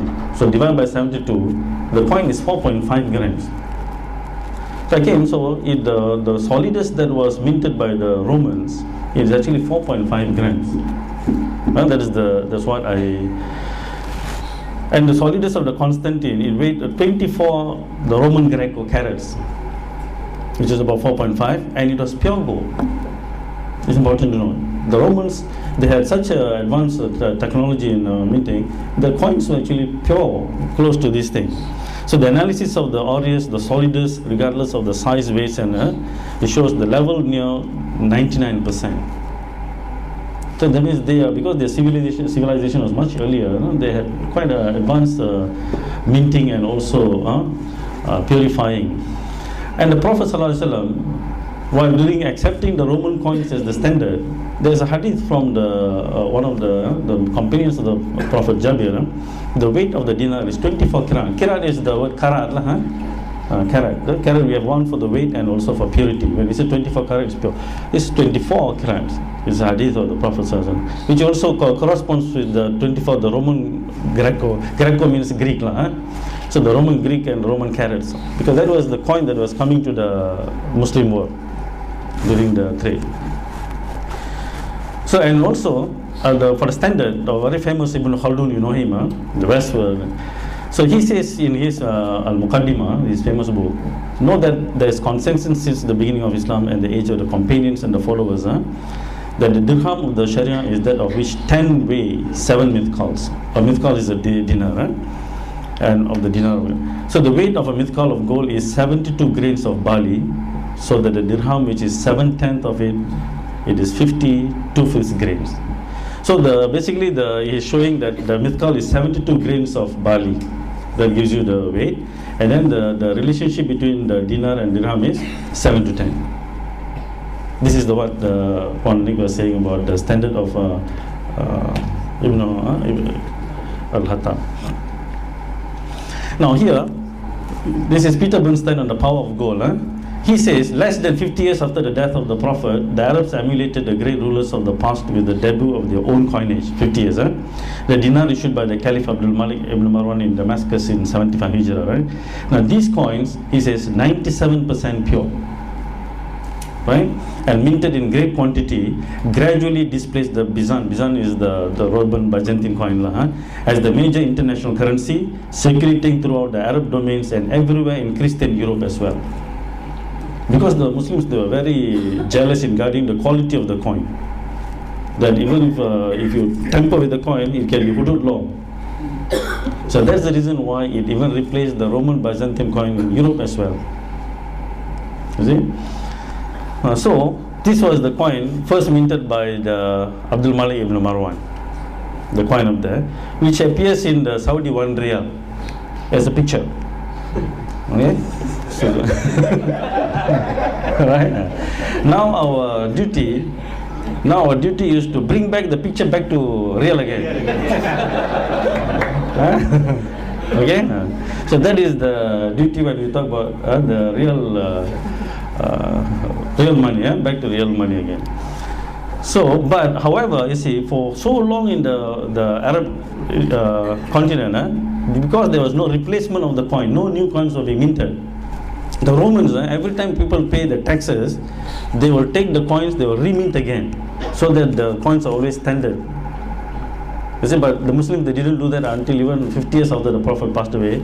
So the average coin that was circulating among the Arabs was 4.25 grams. Because it was their coins, not the Arabs were not minting coins. So the 4.25 grams was taken. So Abdul Malik ibn Marwan, when he minted his coins, so he put 4.25, the dinar, and then he used the link, the 7:10 ratio, and he came with the 2.975 for silver. Alright? But the later Caliph, Umar Abdul Aziz, one of the later Caliphs, which is well known during the the high advanced time of the day, he recognized that the coins issued by Abdul Malik were not 7 to 10. He says 7, 10, or 7 to 10.5. He said they are low in weightage. Right? No, this is not a standard. So he corrected that. So if he corrected, then you will find that if you follow the ratio that's given, you will come back to this thing that Abdul Malik would have then made the coins 4.5 grams again.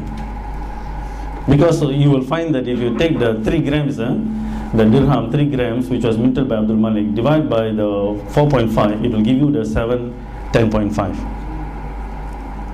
710.5. So that means, because the Roman Empire did not collapse until about 800 years after Islam, 1300 something, 400, then only it is. So it was there for them to always take as reference the coins they were minting it.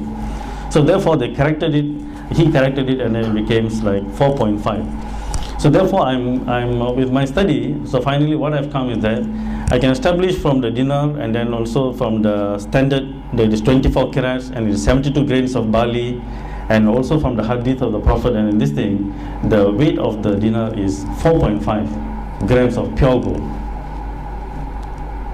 It's pure gold. Well, okay. But however, if the role of the dinar is simply as a measure of value, and that when the payment of zakat is also based on not on the physical number of coins, because we pay zakat on 20 dinar. If you have 20 dinar, you have to pay zakat on it. But with the nisab, we call it nisab, if the nisab is not physical number of coins, but the purchasing power of the coins, which is 1 year's provision of foodstuff, 1 year's provision of foodstuff, that is the nisab, then I will come to a conclusion, then as Nick was saying, then it wouldn't matter whether it is 4.25 or 4.5, because 4.25 means you need more coins, 4.5 you need less coins to buy 1 year's provision of food. So that will become the standard, right? And also one moment. And also because today in the modern, if we are ever to implement the dinar again, I don't think we are going to carry physical coins. It is going to be electronic. Electronic, using gold as a measure of value.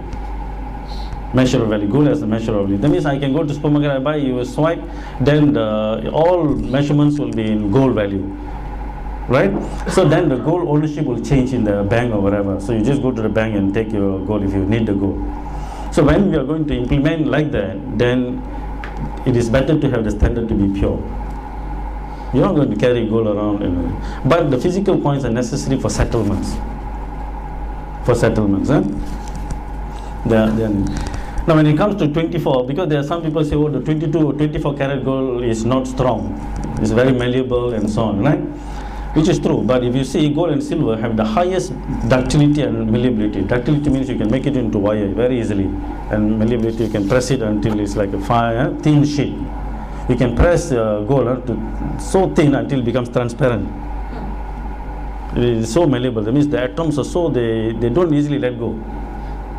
So if they don't easily let go, they're not going to be very easily eroded also.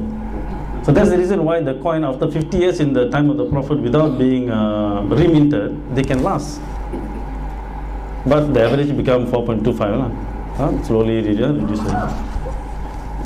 So this is, in fact, in ductility and malleability, the gold and silver have the highest in all metals. All metals, these two are the strongest. Okay. And coming to inscriptions, what is inscribed on the Islamic dinar? Normally, you in Islamic coins, you don't see pictures of the caliphs or the rulers or animals or any living things. Calligraphy, or you'll see Quranic verses based on Quranic verses. You do not see a full Quranic verse. You do not see it. Because if you put a full Quranic verse, I don't know why. Because the one we need to find out why they never put a full Quranic verse. Maybe because we might take it to impure places like toilets or right, or somewhere we might lose it to the ground. So even the first, the picture of the first in here, it doesn't. I'll read it to you in a moment. Zakat I mentioned to you. So therefore, finally, this one, hence it may not matter whether the dinar is 22 or 24, right? Because if you based on the purchasing power of the coins, if that is this thing. But for today's using with the electronic money and so forth, I say better standardize using the pure gold, right? After all, the original dinar was also pure. Okay, thank you. I always do it.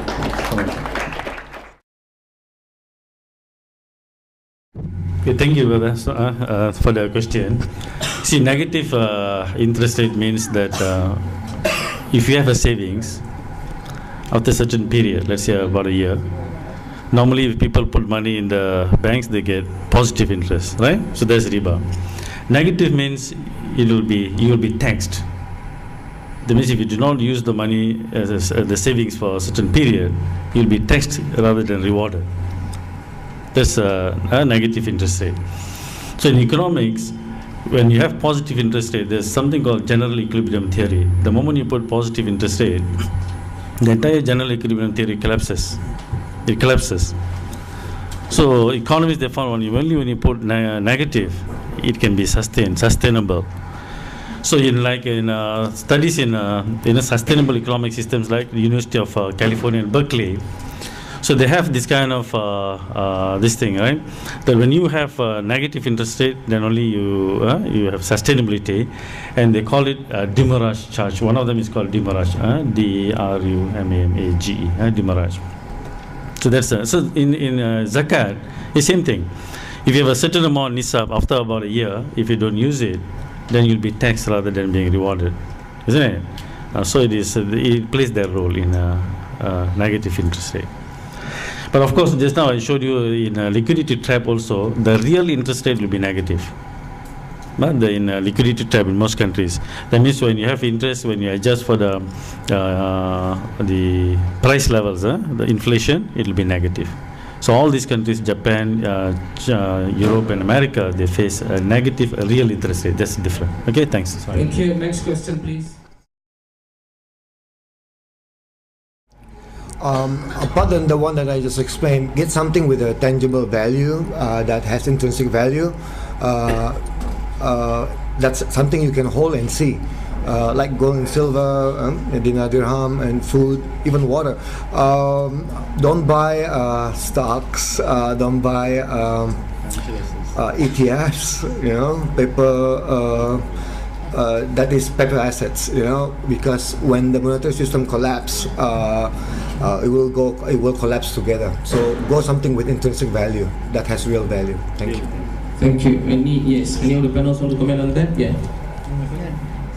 If you're in Pakistan, buy rice, buy flour, buy grain that you could stock at least 3 months worth.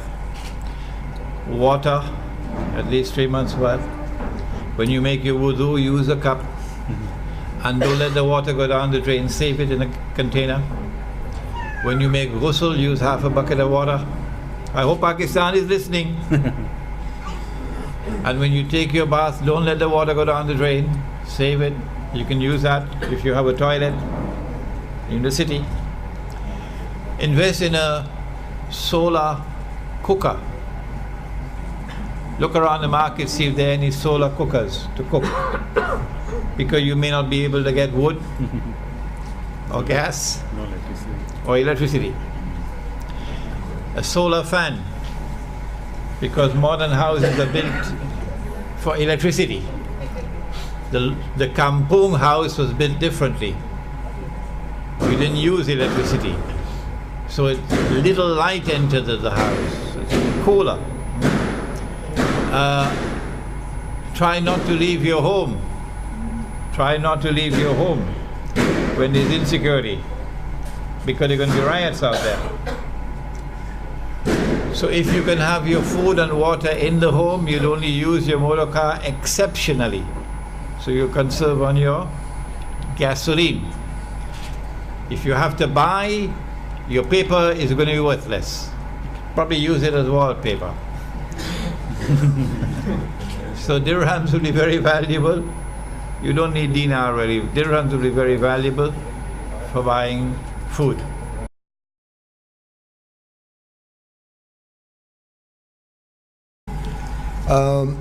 Precious stones are a bit very difficult to verify.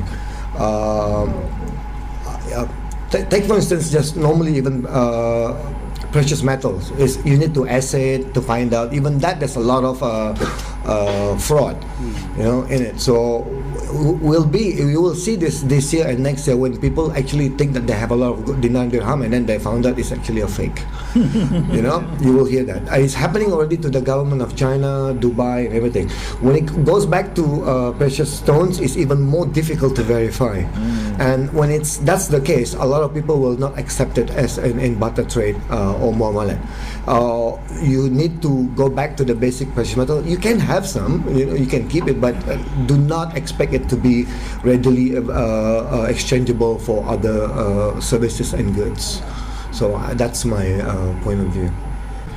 If I may add on to what Brother Rahman has been saying, you see, precious metal, stones. You see, one of the, particularly if you compare it to be a monetary unit, you need one of the characteristics. You need the item to be homogeneous. Homogeneous means, for example, if I have a bar of gold, if I cut it exactly half, I don't have to ask you exactly which half do you want. It's homogeneous. So rice, for example, Sheikh was telling. So if you have a sack of rice, if you take from one side, it's the same as taking from the other side. But for the stone, if you cut the stone exactly into half, they may not be exactly the same value. It's not homogeneous. So that's the reason why you don't have precious stones being traded in commodity markets and so forth. You'll find those are traded will have the kind of homogeneity. Thanks.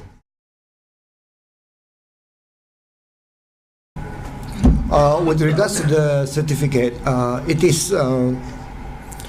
I think it's pointless to buy the certificate now because, like I said, it is as good as paper money as well. It's still fiat. It has no tangible value. And it is cheaper. That's why it is cheaper. But you need to understand also the banking system right now that we're using is fractional banking system, which is actually bogus. They don't have the gold, but they sell you the paper. Let's say they have maybe a kilo of gold, and they sell you 10 kilo of gold, which people say it works. I have it. Yeah, but then again, try to claim the gold. I give you an example. I have a friend of mine which we challenge. They bought ETF from a local bank, your international local bank, and we told them to why don't you get the what do you call this? Return the paper and get a real gold. According to them, you can always redeem it. And I said, how many days? Oh, a couple of days. Guess what? In a normal, current normal condition, it took him 1 month plus. Imagine when there's a riot, a huge problem, you can't redeem your gold anymore because there's none. They only have a kilo, but they're selling 10 kilos. So another example of a bogus monetary system that they are applying. So we do not want to fall for that. So avoid ETF, all this paper gold. Other than the new bag, the blue bag currency, yes, it has been ready long time since 2008. They're preparing for this. They're preparing for a new currency or devaluation of certain currency. So that's why we promoted commodities such as precious metal and food to everybody. Thank you. So just again, just to add, you see one of the ways they use the paper gold, by selling paper gold, they can suppress the gold price down. There's a lot of collusion among bankers to keep the gold price low so that it doesn't come up as an international monetary unit.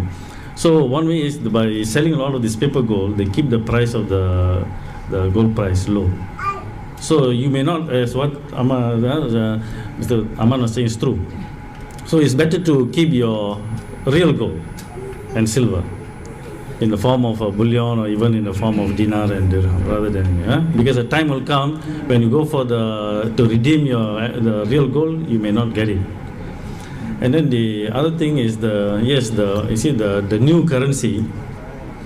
You see, one of the reason is when you have one of the reason why the dollar is collapsing, because the amount is too large, and then it's also spread throughout the world, international currency.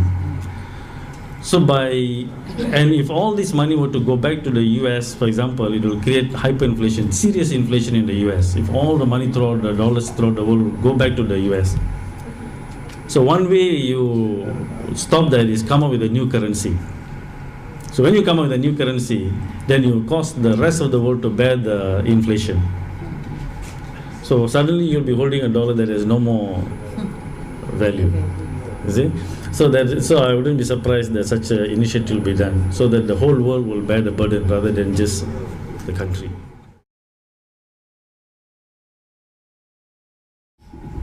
I think you're running out of time. You should already have been. The Prophet said, alayhi salatu wasalam, about Akhirul Zaman, about this time, he said, if you have land, hold on to your land. You don't have much in Singapore.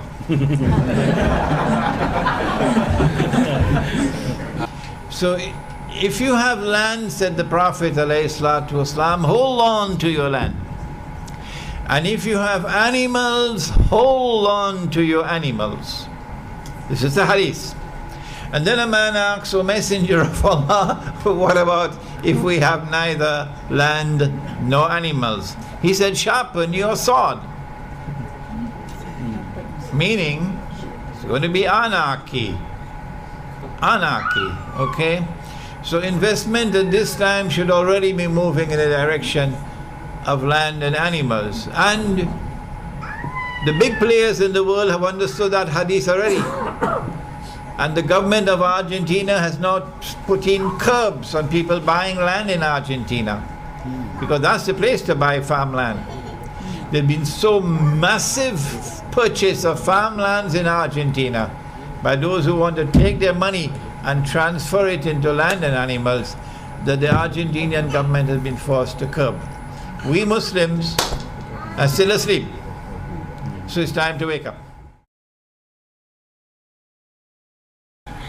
Well, what I can say is that as a banker, as a former banker, you see, the whole system of banking and the monetary system that we have today has been created on assets which are hatched from thin air. So, in the course of my struggle too, I've been trying to get some alim from all the various institutions to come with me, so that we can properly address the issue of the Muslims having loans, Islamic loans.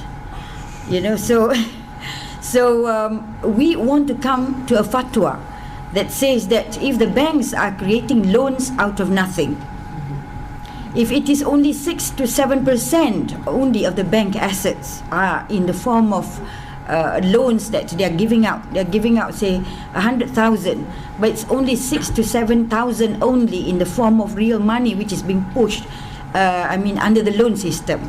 Can't we, the panelists of the Muslim of the Islamic bankers, come to the conclusion that we make a fatwa that says that if you pay only your 7,000, your 993,000 will be forgiven.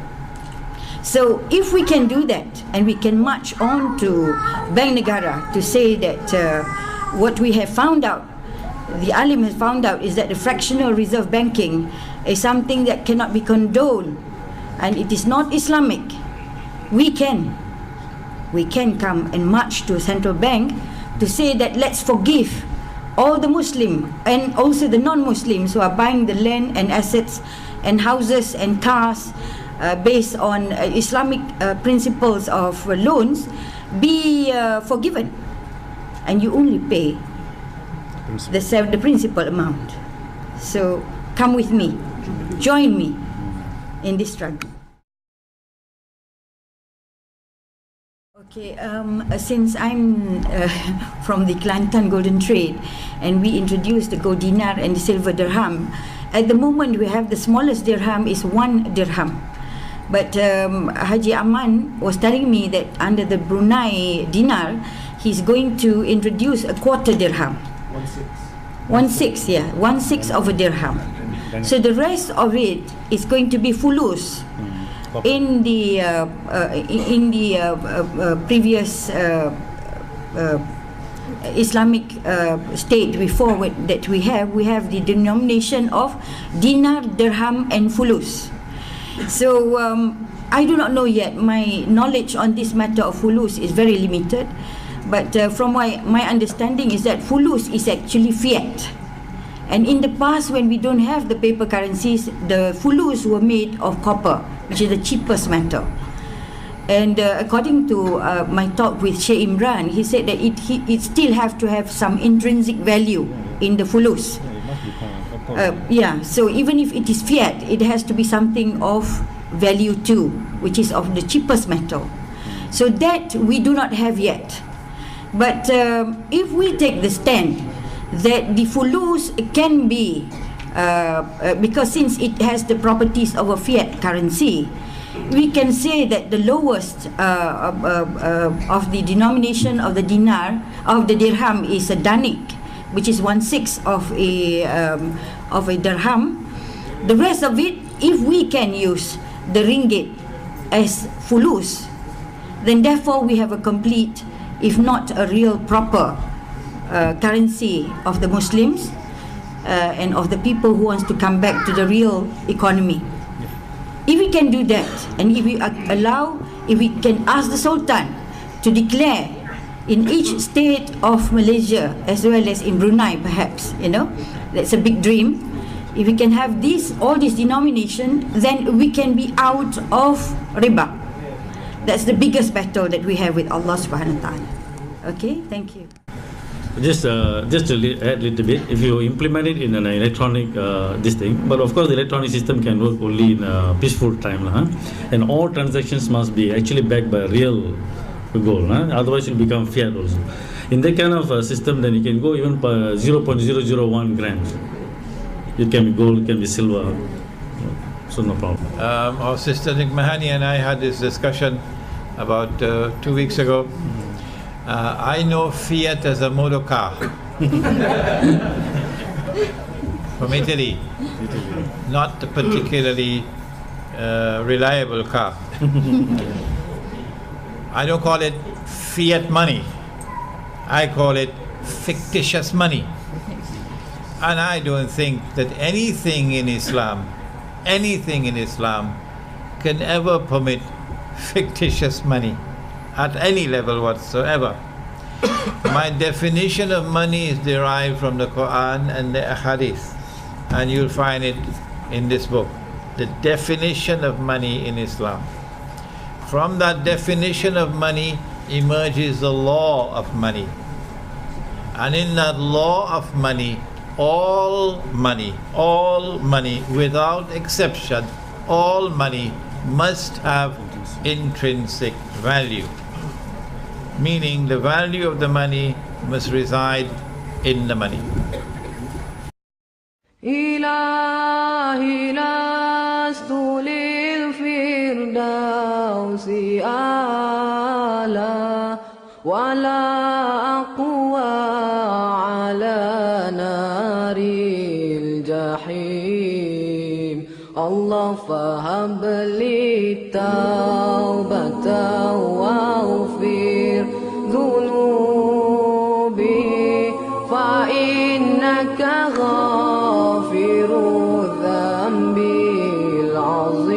العظيم إلهي لست للفردوس أعلى ولا أقوى على نار الجحيم الله فهب لي توبة واغفر ذنوبي فإنك غافر الذنب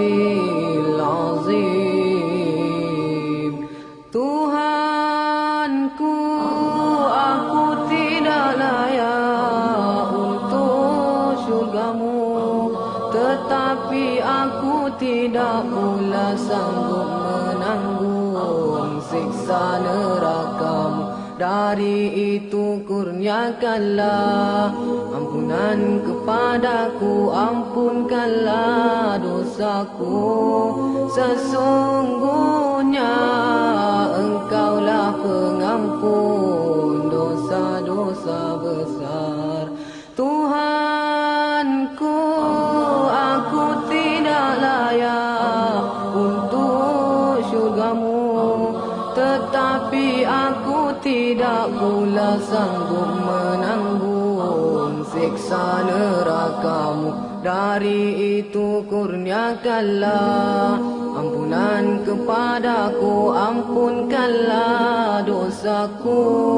Sesungguhnya Engkaulah pengampun dosa-dosa besar. Ilahi lastu lil firdausi a'la wala aqwa ala naril jahim. Allah fahabli taubatan waghfir dhunubi fa innaka ghafiru dhanbil azim.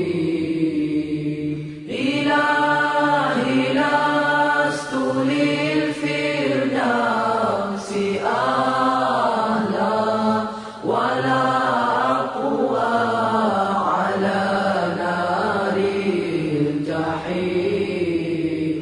Allah fahabli taubatan waghfir dhunubi fa innaka ghafiru dhanbil azim. You can spend $1 million per day for 2,700 years. Every day you spend $1 million, which is our money like 3 million ringgit. Every day you spend, you can spend like that for 2,700 years before the money will finish. There's only 1 trillion. This is 1,000 trillion circulating in the derivatives market alone. So how did that amount of money come into existence? Is because money is nothing. It is just accounting entries nowadays. Money is just accounting entries. Since when? Since 1971, when the link between dollar and the gold was removed. When the Bretton Woods system in 1971 collapsed, so there's no more link between money and real economy. The money is no longer redeemable for gold or anything that's real. So therefore, with just accounting entry and exponential function of the interest rate, you get that much of money into the system. So therefore you get okay, is it? Oh no, all right. So good, So once the amount of money grows to a huge amount, then it's also dead. The reason is, when I said the amount of money is growing exponentially, right? The money takes the form of debt, hutang lah, loans. Most of the money is created in the form of loans by commercial banks. So this amount of money when becomes huge enough and the economy is unable to bear the debt, the burden of the debt, then the system snaps. The system collapses at that moment. So we call that, I don't know whether there is a monetary meltdown. So when the system snaps, then the reverse process takes place. The reverse process takes place by destruction of money. Earlier it's a creation of money, right? Now we have destruction of money. So destruction of money takes the economy towards a recession. Right? Just to give you the background before. So what we are facing in the global economy today is the system has gone, the debt level has become so large in the global economic system, it is snapping and is destroying money in the process. And it is taking the whole global economy towards recession. The reverse process. So basically, as I mentioned in the few, sorry if I'm repeating because there are many new faces here, but I'll go quickly to what governments and businesses and individuals can do. Basically, what we are observing today is a failure of capitalism. It's failure of capitalism. You can see Alan Greenspan's quotation. He said, I had been going on for 40 years with considerable evidence that it was working very well. But the whole intellectual edifice, however, collapsed in the summer of last year. They're saying capitalism is no longer working. Now this is what I was talking about just now. The growth of money and debt is the exponential function, and then you have the real economy, which is slightly. So the difference always shows up as inflation bubbles. Right? This is common for almost all countries. I always show this slide in my presentations because this is the root of the entire problem. The root of everything that you are observing is this. The debt in the economy and money growing a lot faster than the real economy. We can do that for almost any economy. I have this for 70 over countries, the data. So now the effect of the collapse of basically the dollar, right? It is creating a domino effect globally because all financial institutions, banks, they are just accounting entries. They're just double entry accounting entries between institutions. So when one institution gets into trouble, then another will get into trouble and so on. So that's the reason why you immediately saw that's why you immediately saw the problem in Europe when the problem was in the US. And what is happening today also, the euro is also in trouble because of that. So the dollar and the euro are together now in facing, but it's not going to end there because the dollar is an international currency. All central banks, we hold dollar as a reserve currency, right? So therefore the domino effect will continue. So it will also happen here. So particularly I'm worried about this year. 2012, and I already mentioned that all major economies in economic terms, they are in liquidity trap. Japan 2 decades ago, now we are facing America and Europe, all major economies in a liquidity trap. And also in economics we call something called contractive curve. It's a long-term cycles, business cycles that take about 60 years duration. The contractive curve also is going towards winter, downward trend. Short-term cycles also towards it. So both the long-term cycle and the short-term cycle converging at this point. Also, not good, not a good news, right? So everything is showing towards not so good economic forecast into the future. So therefore, recession ahead, caused by distraction of money. What is causing is the distraction of money. So the effects of the falling dollar and euro will cause these things. Immediately you will find, if you price anything in dollar or euro, the price of that thing will go up because the value of the currency is coming down. But many things in the global economy, they are priced in these two currencies. If you go to commodities market, almost all commodities are priced in dollar, right? Right now. So many also international trade and some things, international properties are priced in dollars. So all these things will go up, value will go up because the value of the dollar is coming down. That's one. So you can expect price of commodities all to rise because of this. But there are two effects going on. One is destruction of currency. When the currency is getting destroyed, the price will go down actually because there's low amount of money circulating. But at the same time, when the value goes down, you will find price also will go up. And businesses, central banks, they are moving away from these currencies in order to diversify their reserves. So they are trying to discard the dollar and go to other currencies. In economics, we say that it increases the velocity of money circulation when people try to discard.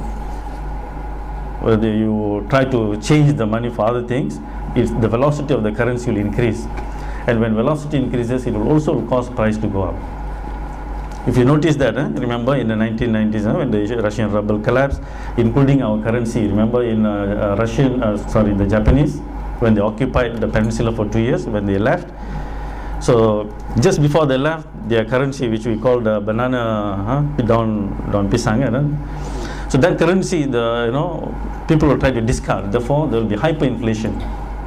So anytime when the currency is collapsing or the currency is going to quote unquote going to die off, it will create hyperinflation in the. So all these factors are causing inflation. Notice, it is towards inflationary pressures. The velocity also same thing. You see the moving away, the velocity of money circulation, and last the bailouts.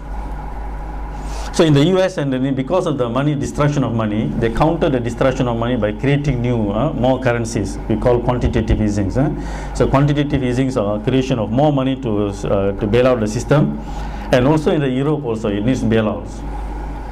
So all these bailouts will create new money, trillions of dollars of new money, all through accounting process only. So the effect of notice all this I've shown, it will be inflationary pressures globally. Globally, there will be inflationary pressures. So that's the reason why we are moving towards recession that will create unemployment and so forth. While in creating inflation and unemployment, is going to create hyperinflation in the price of grains, commodities.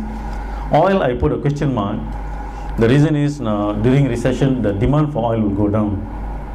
It is the main raw material for the economic engine of countries.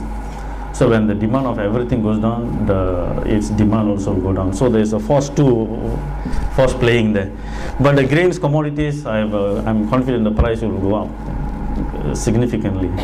So countries that import foods and things like that, they'll be seriously devastated. And also global chaos and conflicts. Whenever the world goes to this kind of situation, people go into conflicts. And there is going to be a significant increase in the price of gold and silver, because these are metals shown historically to be counter-inflationary, right? So anytime there's inflation, the price of gold and silver will also go up. So people will go to hedge against this inflation, and also silver. So this is the scenario that we are looking at. So you can see this, I have shown this many times already. This is the price of the gold. See the exponential value? It's also showing the fall. Now here is another thing. When the dollars and euros are collapsing, it has another effect on loans and bonds and even the Islamic sukuks denominated in these currencies. Many countries have taken loan from IMF, World Bank, denominated in dollars. Right? So when there's lack of dollars in circulation, then the probability that you will default will increase. For example, let's say we are an economy, I've given you dollar loans. Suddenly there's no dollar in the system. How are you going to pay back the loan, right? You will face problems, isn't it? So it's not because of your inability to pay the loans, because simply there's lack of dollar in circulation. Right? So countries that have taken loans and bonds and sukuks denominated in dollars and euros will be highly vulnerable for collapse. The Dubai, the default in Dubai is basically because sukuk Islamic financing, but finance denominated in dollars. So that's the reason Dubai faces so much of problem. Now, so I mentioned hyperinflation. I already mentioned earlier, and it's also being worsened by the global warming and climate change. Take Thailand for example. The floods devastated a lot of paddy fields, right? And then we are expecting the price of rice to also go up because of monetary reasons. Now also due to climatic reasons, right? So we are expecting this year to be a hyperinflationary year. All right. These are these socio-economic effects. Inflation is basically it is a transfer of wealth. It's a zero-sum game. That means not everybody loses when there's inflation, when it is caused by monetary reasons. If it is caused by real reasons like the destruction of rice and so on, then everyone will bear it. But here, when inflation is caused by monetary reasons, it's a transfer of wealth from the low-income group to the high-income group. It is a transfer of wealth. Okay. So the high income group is indeed the beneficiary of inflation and is a zero sum game. You need to understand this because it isn't. So what governments can do counter this? First is, like in a country like Malaysia and others, we need to, I think, introduce things like food stamps in order to not to make. You see, of course, in the system, even today the governments have price control of basic necessities. It's necessary. If they don't do that, then it will be the price.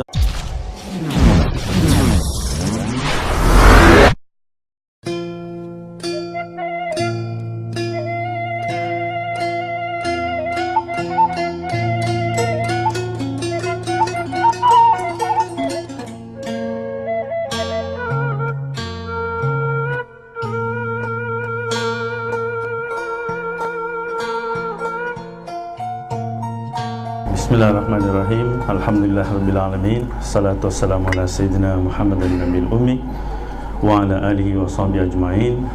Rabbi shrah li sadri wa yassir li amri wa hlul 'uqdatam min lisani yafqahu qawli.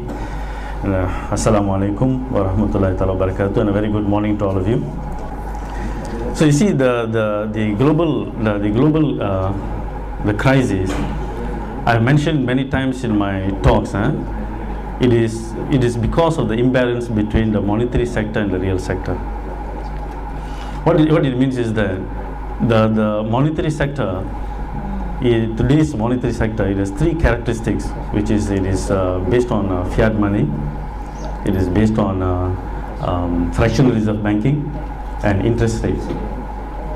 The fiat money, fractional reserve banking and interest rates, they increase the money supply in the economy continuously, exponentially, because interest is an exponential function. I'll give you the background because some of you have never heard me before, right? So, because the interest is exponential function, the money supply grows in the economy faster than the real economy. Our ability to produce real things that we produce in real things in the real economy. So when that happens, the imbalance between the growth of money and the real sector will show up as inflation and bubbles. That's why we have inflation in the economy. The main reason you might. And also the bubbles, we call asset price bubbles. So these asset price bubbles are generally shown in property prices and stock market, financial markets. These are the markets that absorb the increasing debt. So for example, if you see in the Western country, the global financial system, the derivatives market, the futures options market, derivatives market, the derivatives market, it absorbs most of the money. About 1 quadrillion worth of money is circulating in the derivatives market. 1 quadrillion is 1,000 trillion. Can you all imagine what is the 1,000 trillion? I asked in the last listing also, what big is the 1 trillion? I don't have to repeat that. I just quickly go if you have not heard me. 1 trillion is if you spend $1 million per day, every day,